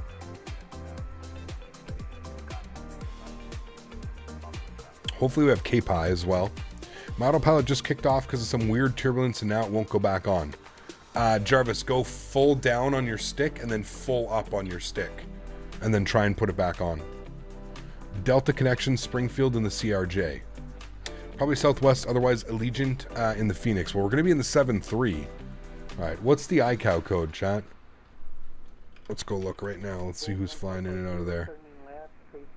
Springfield, Missouri. I'm not getting any.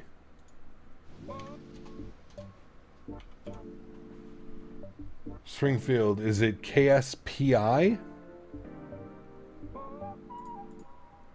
KSGF. Okay, Branson.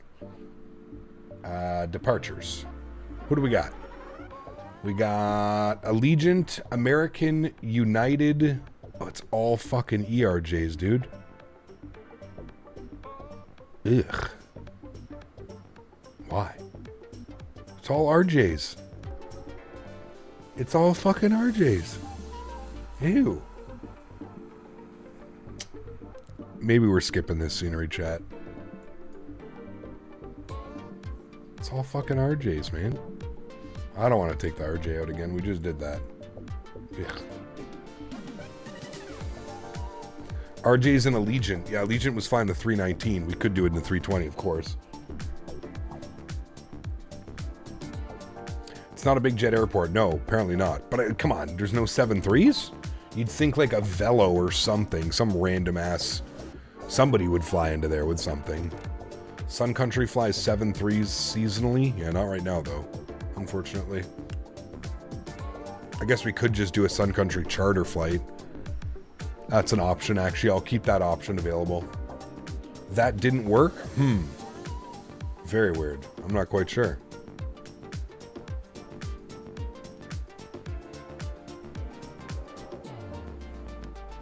Looks like your hand flying. Cap, when you get a dual PC setup for streaming, you just set up OBS in the second PC, you just have a main PC screen displayed? No. I wish it was that easy, Zed. You need a capture card, man. So you're either getting an external capture card or you're getting a PCI capture card. If you're building a second computer, I say spend the extra money, get yourself a PCI. Yeah, so you have your gaming PC, and then you have your monitors attached to your gaming PC, and then in one of the empty HDMI slots, you have an HDMI going from your gaming PC to the back of the streaming PC with a capture card that takes basically what you're looking at on the gaming PC and puts it to a capture card on the game stream PC, and then the stream PC runs OBS normally, but you select it as a source, like it's its own source and everything. It's a little bit more confusing than setting up OBS on like a single PC and setup. For me, the biggest problem that I had was the audio. Audio is just fuck, dude. Like, I didn't want to have both computers turned on in order for audio to work, right? Like, if you want to have both computers turned on, sure, it can be a little bit easier because then you can just put all of your audio through the stream PC and then run Discord and all that stuff on your stream PC and have that up. But I don't want to do that, right? I don't want to run two computers if I don't have to. So all of my audio is on my gaming PC as well. Most setups will have all of the audio on the stream PC because it can make things a little bit easier. So I have it slightly a little bit more difficult because I have the way that I have it set up. Like when I play games with buddies and I want to sit on Discord, I don't want to have two computers running and that stuff going. So that's why I have all the audio coming out of the game PC as well. So it can create some issues. That's hence why you have to get an audio mixer if that's what you're planning on doing as well, because you have to be able to take the channels and separate them. And good thing I have Dan, and good thing I have Les O'Reilly in my life, because without those two guys, fuck, man. I don't know how much of this would happen, to be honest with you. I really don't know. Let's go ahead and check the weather here in Queenstown. CRJ shipped a new winglet to Captain Canada's house after the United incident. Yes. Yes, they did. Let's see what the weather's doing here. We'll pop that open. We're grabbing our METAR report. Sun Country SGF to MSP. We could do that one. Yeah, I don't know how long of a flight that is, but we could do that one. Winds are 040 at 5. Good. Almost right down the runway again. India's going to happen as well, man. Like I said, dude, this is exactly why I don't do time requests, Tanush. I don't remember that it's been 2 months, 3 months, 1 month. That's why I never give time. As I mentioned, man, it will happen at some point this year. We'll be back in India. We'll go back to India. We'll do a nice big India tour for a full week again. But I'm not gonna give a timeline, man. I promised it'll happen this year. We've still got 7 months, 8 months of this year, so do not worry, man. It will happen. But this is exactly why I don't give times, because I don't know. I don't know when we'll make it back out there. It has to fit into my schedule as well. Don't worry, man. It will happen. I did not forget. RNP Zulu minimums are going to be 2,300 for straight in like that. So you can see we got to make a few little turns. So 2,300 on the barrel minimum, chat. Jeez. Gonna be a good one. PSP would be good sometime with Southwest or Sun Country from wherever. Palm Springs. We've done Palm Springs quite a bit, man. The Innie Builds Palm Springs scenery is fantastic. Yes. India is too hazy. It is very hazy. Yes. Part of it is, though, how Microsoft depicts the weather. So you have to keep that in mind as well. I don't think it's that hazy in real life.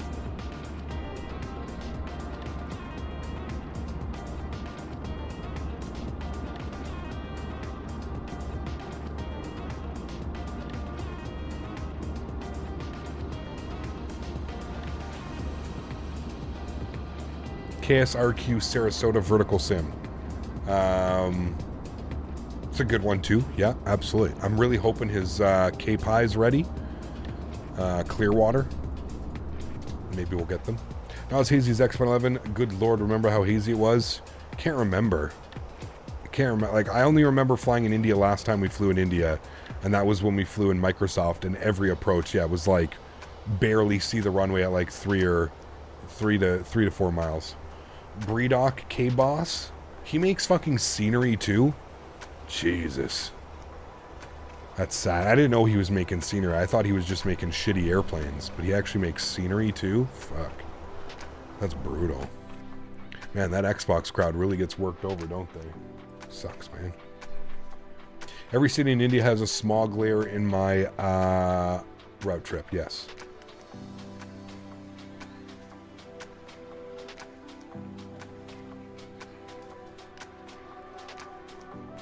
City pollution is simulated. I think that's just haze. Maybe.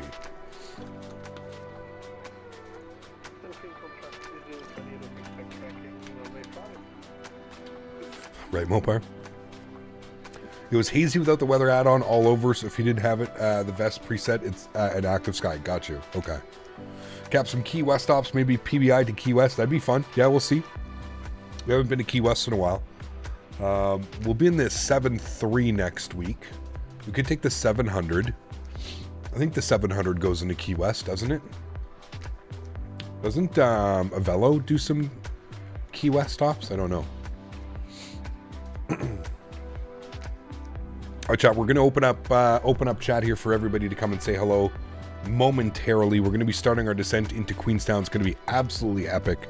If you've never seen this approach, please stick around for this. It's going to be insane. An absolute epic arrival. We are doing the RNAV runway 5 as well, so it's going to be incredible. The views should be real nice on the views as well. So fingers crossed for that one.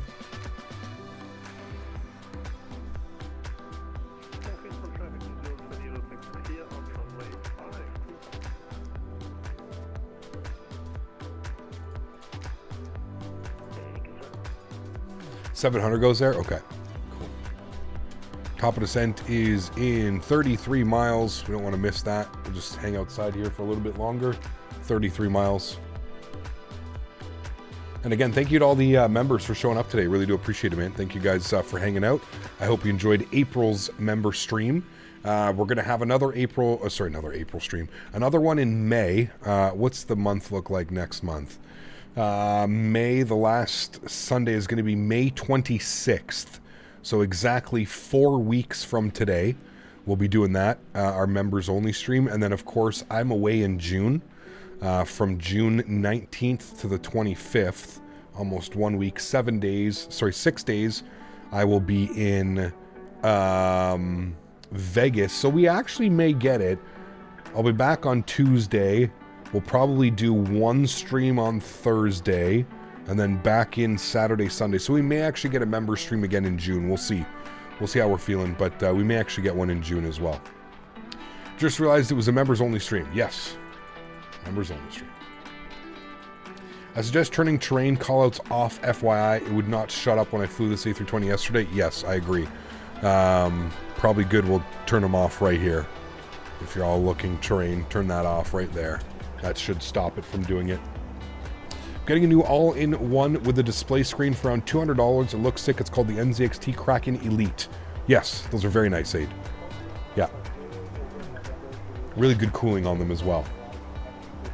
Just vacated cap, buttered it big time. Nice. Sweet. Did we open up chat? Because so far I've seen green. No, not yet. We started just after we start our descent, Dan. We open up. So we're still 20 miles from top of descent, so we'll open it up just as we start our descent. Ark, what's up, man? Good to see you, dude. Welcome back. Hope you're doing well, buddy. Good to see you, my amigo.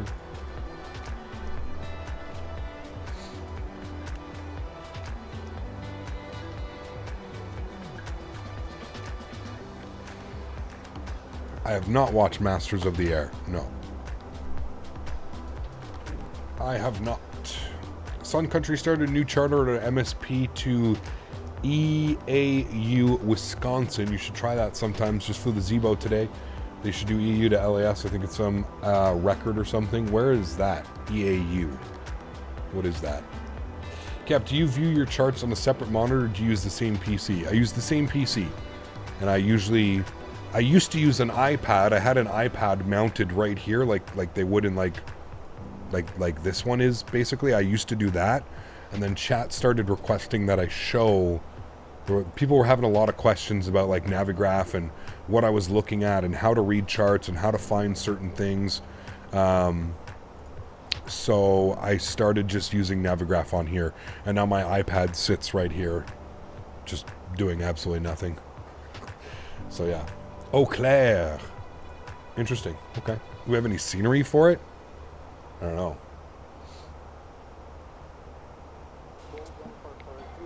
Is one stream in June going to happen at the expo? Yes. We'll be streaming Saturday afternoon, Saturday morning, Matthew. Saturday morning, Saturday afternoon. Yeah. We'll be streaming live from the Thrustmaster booth once again. And we're going to be doing a landing challenge once again. So everybody's going to be coming up. I can't say anything about prizes yet because I still haven't heard back. But I'm really hoping to like take the prizes a whole other level. Last year we gave away some stickers and some hats, some custom Captain Canada hats. This year I've put in a request to give away some TCA, Boeing, and Airbus packs for the top 3 winners. So fingers crossed that goes through. Probably shouldn't have just said that without actually getting confirmation, but that's what I'm going for. When I spoke to Thrustmaster about it initially, they didn't seem to think like it was going to be a problem. Obviously, everything has to be cleared at above, right? So I have my contacts at Thrustmaster who have their bosses who need to ask their boss if those things can be approved. So I've put in the request of whoever finishes first, second, or third has an option of choosing what they would like. Would you like a TCA Boeing pack? Would you like a TCA Airbus pack? And it'll get shipped and delivered directly to your door. You'll provide me with all of the information and then I'll write it down somewhere and then come home and send it to Thrustmaster. And so that's the plan this year. Obviously, I'm still going to be getting some stickers made and stuff. We're going to be getting some with you stickers. So if you do want some with you stickers, they'll look just like that. Come and see me if you're at the expo. We're also going to be getting some Blame Dan stickers. I have some Captain Canada stickers from last year So I've also a couple other stickers. I think those are the 2 stickers for sure. I might do I love VATSIM or something like that. I may do those stickers as well. I'm not quite sure, but for sure we're doing With You and Blame Dan. Those are for sure getting brought this year. And I might do some more Captain Canada logo ones as well, I guess. But With Yous and Blame Dans are definitely getting made this year. Secret handshake for the stickers. I didn't get any made. We'll see. I was on the fence about them, Steven. We'll see if we get those made this year. It would be kind of funny, actually, but we'll see. We'll see. Finally getting my mini FCU tomorrow after a 2-month wait, then instantly having buyer's remorse when Wing released their FCU. From what I've seen so far, JR, I think you're going to be quite happy with your mini FCU. I'm going to wait and test out the Wing FCU when I'm at the Expo. They're going to be at the Expo this year, so I'm gonna wait and test that out with them and see how that goes before I order another one. I really like the mini FCU just because of its small footprint on the desk. All the buttons and everything are easy to manipulate. The tactile feels really good as well. So yeah. All right, chat, we're going to open up everybody so everybody can come say hello. We'll open up chat so everybody can say hello. They switched this on me. How do I do this again? It's over here in customization. Cool. Slow mode's coming on. Subscriber mode is on.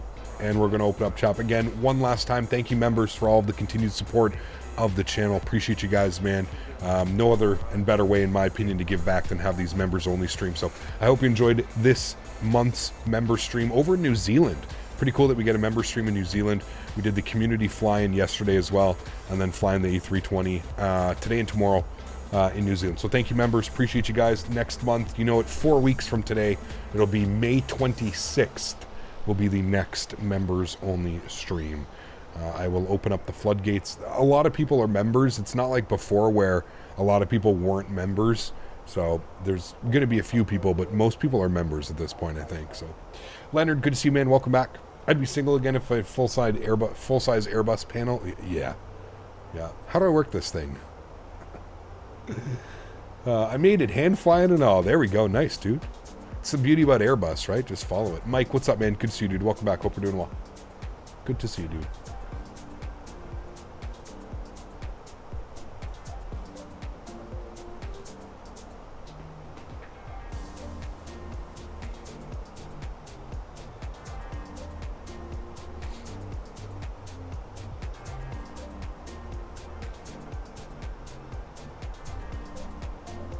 This is going to be an absolute epic arrival, guys, in Queenstown. Seems my subscription ran out. Captain Michael, good to see you, man.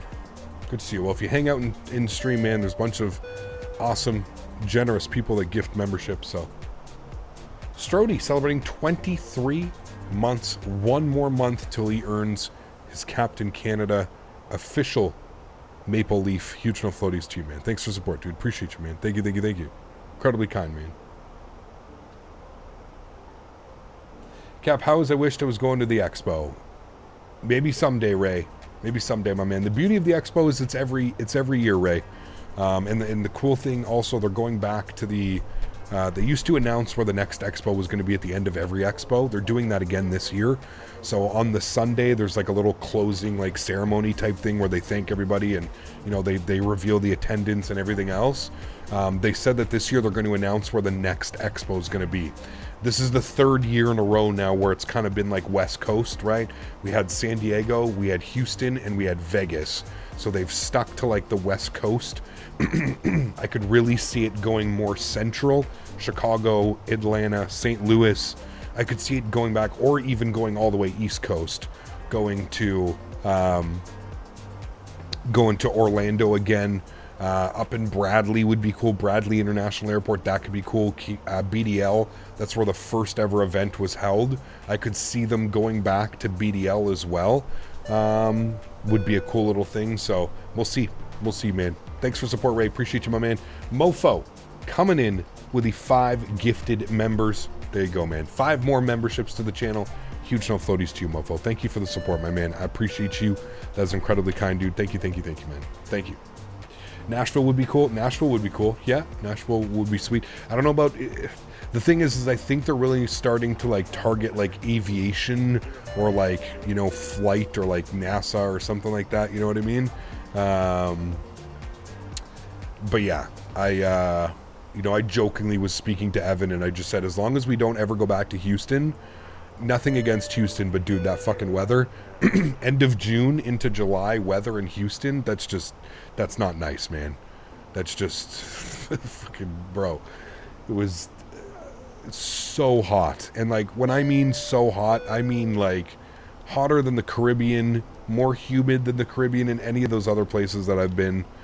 It's insane, man. Yeah. Chicago would be cool. St. Louis would be good because of the history. Atlanta would be cool. Again, the Delta Museum and some of the history with that. Orlando would be good. Orlando is a huge, it's like the city is built for that type of event. There's so much to do. There's so much food, so many things that you can do outside of the expo itself.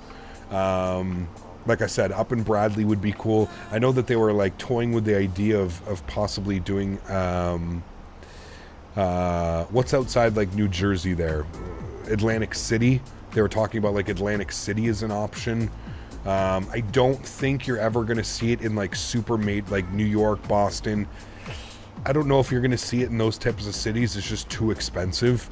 As much as I would love to see one done there, I just don't think they'll end up ever doing one there. It's got to be cost effective, so it's got to be like, you know, it's got to be, there's certain towns and certain cities that are designed to host these events. You know, I feel like it's going to be somewhere around there. East Coast would be sweet. It would be cool. Yeah, for sure. That was one of the main reasons I was glad it wasn't in Houston, dude. It was the hottest weather I've ever experienced. I agree, man. I agree. And like, that's what's crazy to me is, like I said, like, dude, I've been to Jamaica, I've been to Dominican, I've been to Cuba. This was fucking insane, dude. And I just don't know if it's because there was no breeze, there was no nothing, just the air, man. I remember walking out of the hotel room and you go in the elevator. As soon as you get in the elevator, you got hit with like steamy air just like rushing up. And as soon as you walked out of the elevator and out of the hotel room, it was just, dude, your shirt was stuck to you. Everything. Your sunglasses were all fogged up. If you wore glasses, they're all fogged. It was just brutal. Carlin, what's up, man? 2 months. It's great being a member in first class. I have 5 weeks left before I fly the 350 to Singapore Airlines to Japan via Singapore. It's going to be great. Very cool, Carlin. Enjoy your experience, my friend. Thank you for your 2 months as a first class member. Appreciate it, man. Thank you, thank you, thank you. Boston does PAX East, so they'll have the capabilities and the facilities. True, but it all comes down to cost, right, Strody? PAX East is far greater than any 3,000 person flight sim event, right? That's where you have to remember things, dude. Listen, like I said, man, I'm all for it, man. But they've already basically said, like, certain cities are just, like, it's not possible. Which I understand, right? It's got to be a convention city, a convention town. I get what you're saying. You know, now, they did San Diego, and San Diego is expensive as all hell, right? So there's the airport down there, chat, by the way. We're on the RNAV. I'm going to pause the music, and we'll turn up the sounds here momentarily. But yeah, I don't know, man. Listen, if it was me and it was possible, I'd love to see it, like, done on all kinds of different places. You know what I mean? Like, all over the U.S. and stuff. That'd be badass. But I don't know. I'm going to pack East. FS Expo is tiny in comparison. Oh yeah, all of these things are. They're absolutely minuscule. Minuscule. Look at the views down here, man. Holy chat. We need to just turn the music off after this song. It's almost done, chat. About 30 more seconds. Then we'll turn the music off and just take in all these views. The photogrammetry and the orthos over here in New Zealand has truly been, like, eye-opening. It's breathtaking. There's no other word around it. It's breathtaking flying around here. Especially doing a mix of, like, the GA stuff that we did yesterday, and then flying the big jets and flying commercial flights into here and stuff. Man, absolutely incredible. Absolutely incredible. Q&H was 10:29. We'll bug up 10:29. What can we take this down to again? I'm going to take a look at the RNAV. We're almost full-blown. We're almost at Ibabu. So we're continuing down now.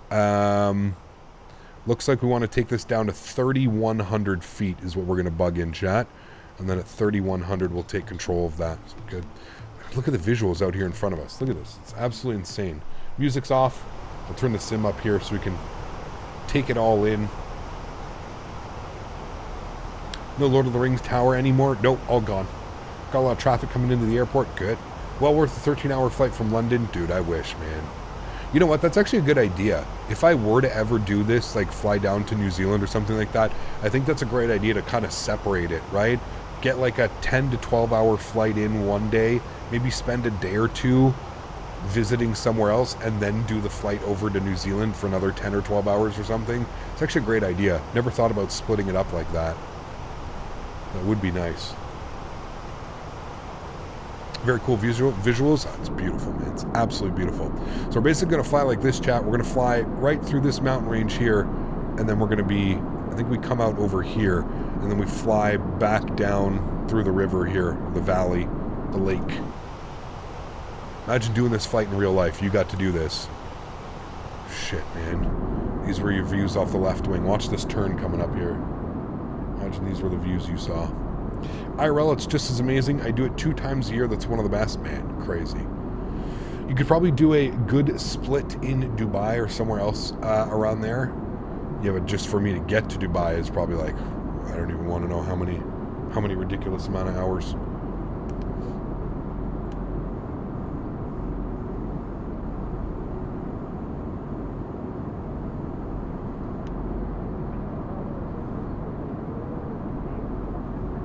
Exclamation point scenery 2 if you want the scenery for Queenstown.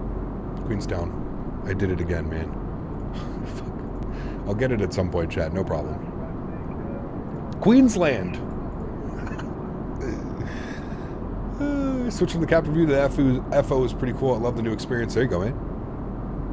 It's definitely a challenge. For sure. Landing from the FO side for me is so foreign. I've got thousands of hours flying from the captain's seat and looking at it that way. South Korea is super cheap. Getting there, on the other hand, yeah, it's like anywhere, dude. It's like Vietnam. I'd love to visit like Vietnam and that part of the world. It's super cheap to live there. Not live there, but super cheap to visit. Super cheap to eat. Hotels, Airbnbs, whatever. But ridiculously expensive to get there. Thousands of dollars in airfare and stuff, you know? Queensland for the win. I don't know how many times I've done that today, dude. I think UK flights change in Australia, basically nearly there. Yeah, a couple more hours, right? Once I did a flight sim from CHCH to Singapore nonstop. Damn. Chicken checklist complete into Queensland. We're proper today, Daniel. It's Sunday. Special day. All right, we're through 10,000 feet. Landing lights on. We'll ding the cabin. Ground spoilers are armed. Auto brake is set to medium. Really going to keep an eye on the speed here. There is no speed restrictions, but I'm going to start slowing us up a little bit. I'm going to go 210 on the speed so we can start getting some flaps out. We do have a restriction here at 8,000 feet, but I'm pretty sure the aircraft goes right through it because there's the end of the restriction. They're letting us know that they're ready, so I'm going to get ground spoilers out now. We're going to really start descending. There's that valley I said. We were back there a minute ago, and I said we're going to fly right through this valley down into here. So the approach actually comes pretty quickly from here. So we're going to keep an eye on the speed. We've got ground spoilers out. So we're looking good. We should be able to descend on track. It is an RNAV approach, so there's no LS switch or anything like that. We should be able to arm our approach though. I'm going to go flaps 1, speed checked. Good. I'm going to keep bringing that speed down, 190 knots now. You can go watch the aircraft land from the mountain beside the airport. Good photo from above the aircraft. It's cool. Ah, that's really cool, Hayden. I'd love to see that. Love, love, love to see that. All right, cool. Speed's rolling back nicely, 190 knots. I mean, look at that, dude. Absolutely bananas. Absolutely bananas. Such a treat to get to fly over here and take these big aircraft into some of these approaches, man. So damn cool. All right, the aircraft's going to pitch over. We're going to get back on the glide slope now. And we've got 3,100 plugged in, which is when we're going to take control of the aircraft. Looking good. You can see here on the approach. Dubeg Amubo.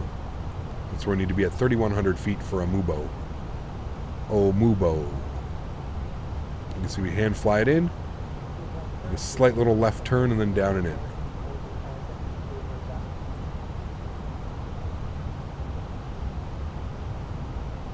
Arm the approach too soon. Not yet. As soon as you usually get your vertical deviation and stuff will come in, that's when you arm it, Andre.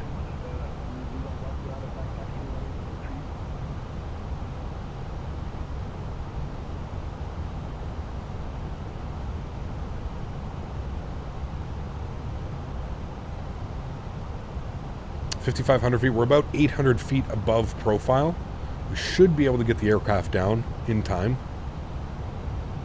Should catch up on a profile. What I'm going to do now is I'm actually going to pull this. I'm going to go at about 2,800 feet per minute just to make sure that I can get myself back up on this profile. There we go. Now we're back up on profile. It looks like we're coming up on the profile. I can arm approach now. Approach wasn't arming on that, so I'm arming it on here. Just trying to get us back on profile before we get to the 3,100 foot threshold. We can bleed off some of that speed, no problem.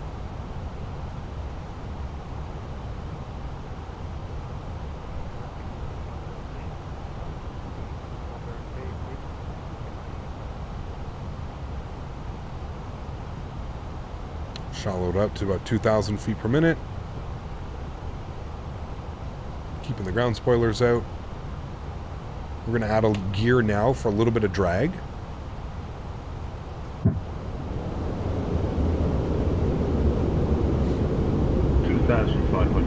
Good. Alright, there we go. Coming up on path. And now we can do the final approach path. It's going to follow that in. Good. Arm approach. Beautiful. Ground spoilers in. We're going to bring our speed back to 170. Confirm that approach mode is activated, which it is. We'll go ahead and engage it. Go flaps 2. Wonderful. Get the rest of our lights on.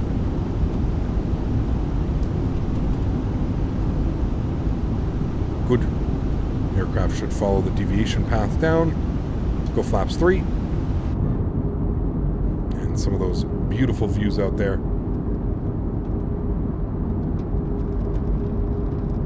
And we'll go flaps 3. Beautiful. We are descending. Flaps are full. Ground spoilers armed. Auto brake is set. Cabin crew's been advised. I'm going to start the recording. Record. Good. Cool. Joystick cam is going on. Enjoy the arrival, amigos. My airplane.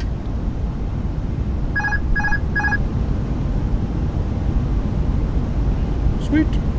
Now we follow the approach path. Follow our vertical deviation and our lateral deviations. And we'll just hope that we make this turn and nobody's on the runway.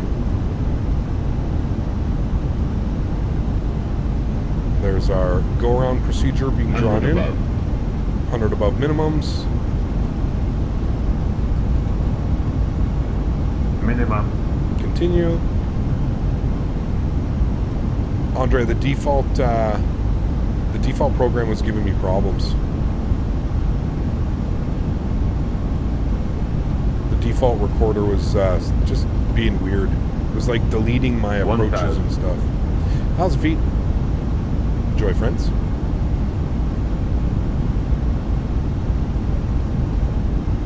Turn this here for a second.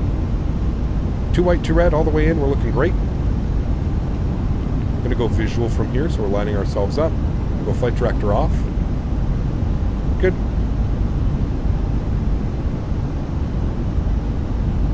Winds are perfectly calm, right on the nose. Should be a great approach, friends.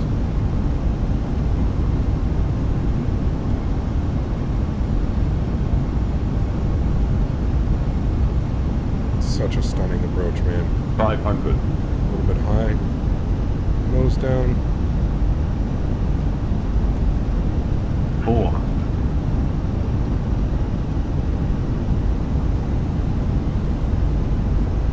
300. 100. 40, 30, 10, 5. Ooh. Nose down gently. We just saved that. Versers. Ooh. That was almost a smasher, chat. Almost a smasher.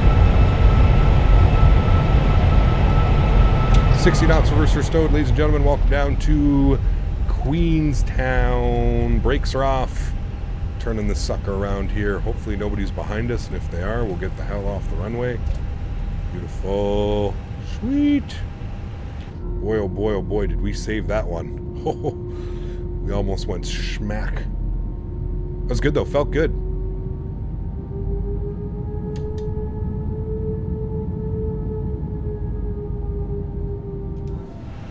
Alright, sweet. Alright, let's get ourselves back taxi. We'll keep up some speed here as well. Getting back to the ramp area. Keep up our speed so we can vacate. And we're going to take really any gate over here. We'll try and take gate number 2 or something like that. Gate 2, no. And Swissport.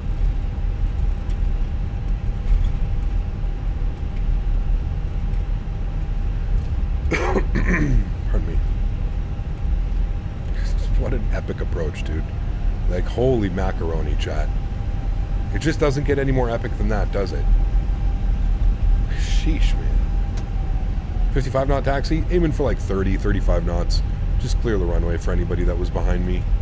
I think there was a couple people that were coming behind as well, so try and clear it out as best as we can. Get some parking spots here. I selected number 2. I don't think they have it. That's fine. Clear the runway here. Man, I gotta fix my braking. It's so like weirdly off. You're at gate 2. It's okay, dude. I'll just log off. There we go. Look, disconnect. Boom. Done. Just like that. Nice and easy.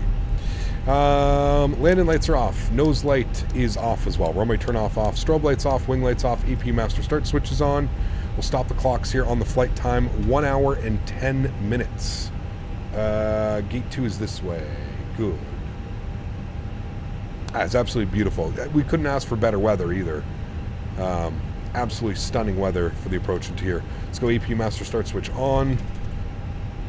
And here's gate number 2, stand number 2.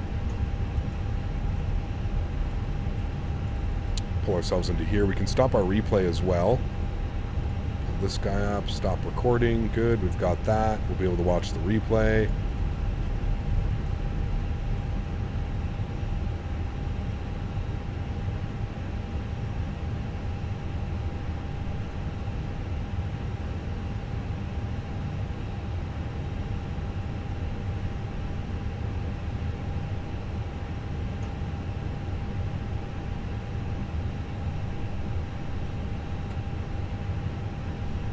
Park brakes on. Upstairs, APU is almost on. There it is. On and available. Engine number 2 is off. Engine number 1 is off. Beacon light is off. Seatbelt signs are off. Fuel pumps are off. Ladies and gentlemen, welcome down to, where are we, chat? Queenstown. That's good. That's set. Good. We've got our predictive wind shear system off. Off. There we go. Flaps I left full for replay because I have to do that, so I didn't want to do that, so don't worry about that. Flaps are all good. And there we go, friends. Absolutely beautiful. What a great, great day of flying. 2 amazing approaches. One into Wellington, one into Queenstown. Again, chat, if you haven't done so, this is just one of those places you gotta go. Get out of your comfort zone. Come fly here in New Zealand, man. I promise you, you will not be disappointed. The longest flight that you can do is like an hour and a half, and it's from Auckland here to down to like Queenstown or over to Dunedin or something like that. But hidden gems. We're going to fly into another one tomorrow in Christchurch. The scenery is absolutely fantastic. There's tons of freewares out there. If you don't want to go the payware route, there's some amazing freeware airports for New Zealand. There's some great payware ones if you ever want to pick up the payware side of things. It's just one of those places, in my opinion. It's a must go. It is a must go, chat. All right, let's go ahead and restart the Kutal script. let's go and get the aircraft in a turnaround state. We'll go and watch our replays. Panel state, we're going to go ready. We're going to activate. Good. Flaps are all the way full, so that's all the way set. We're going to get landing lights on, strobe lights on, all that fun stuff on. Good. All of that looks good. Sweet. That's all set. That's all set. That's all done. Good. We should just be able to hit the play button now. I'm going to close that. We're going to go to this. We're going to hit the replay button. Good.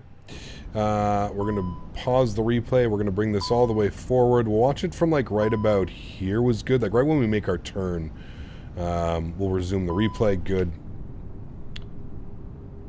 Don't pay attention to the cargo doors that were left open. No problem. Fuck. I don't know if we can... I don't know. All right, let's just enjoy views on the left side of the aircraft, chat. No problem.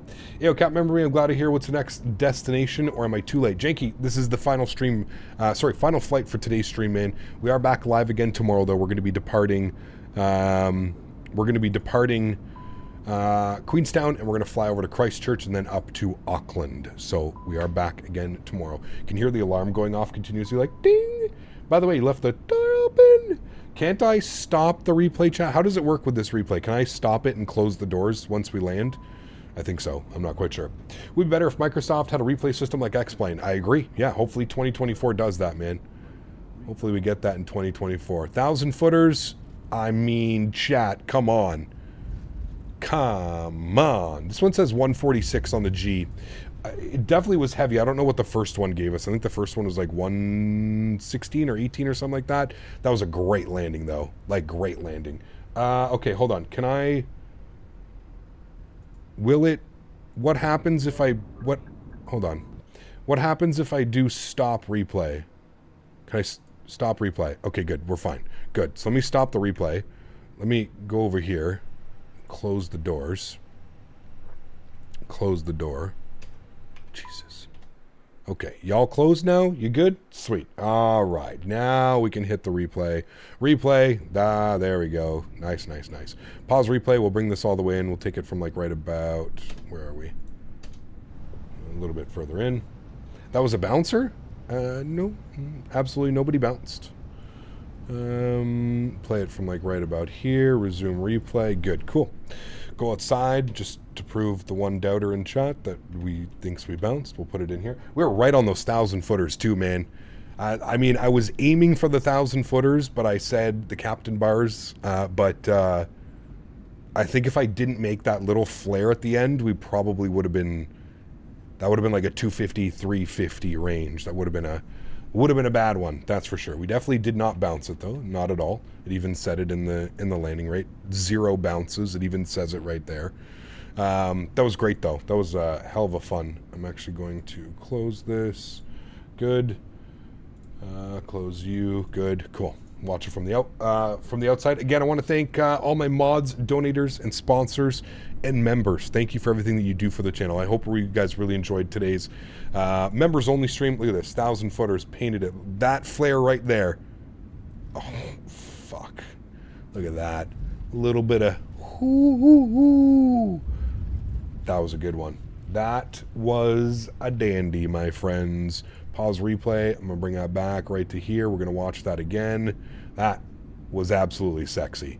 Appreciate you guys, man. Thank you guys so much for your support. You guys are absolutely amazing.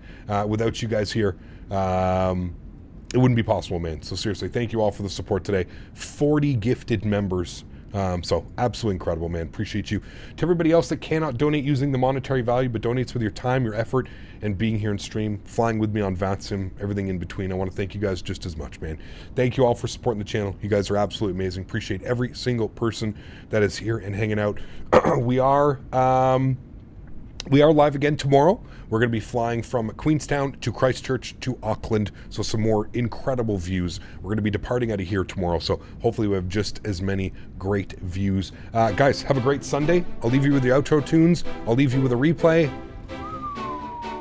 That was nice, man. That one came up just a tad. Just a tad. She came up probably in that little bit of a late flare to kind of save it there, but very happy with that one. especially again coming into here. Absolutely incredible. Enjoy the views, friends. Enjoy the replays, and I will see you all tomorrow. Happy landings. My stupid thing, I gotta do it twice for it to work now.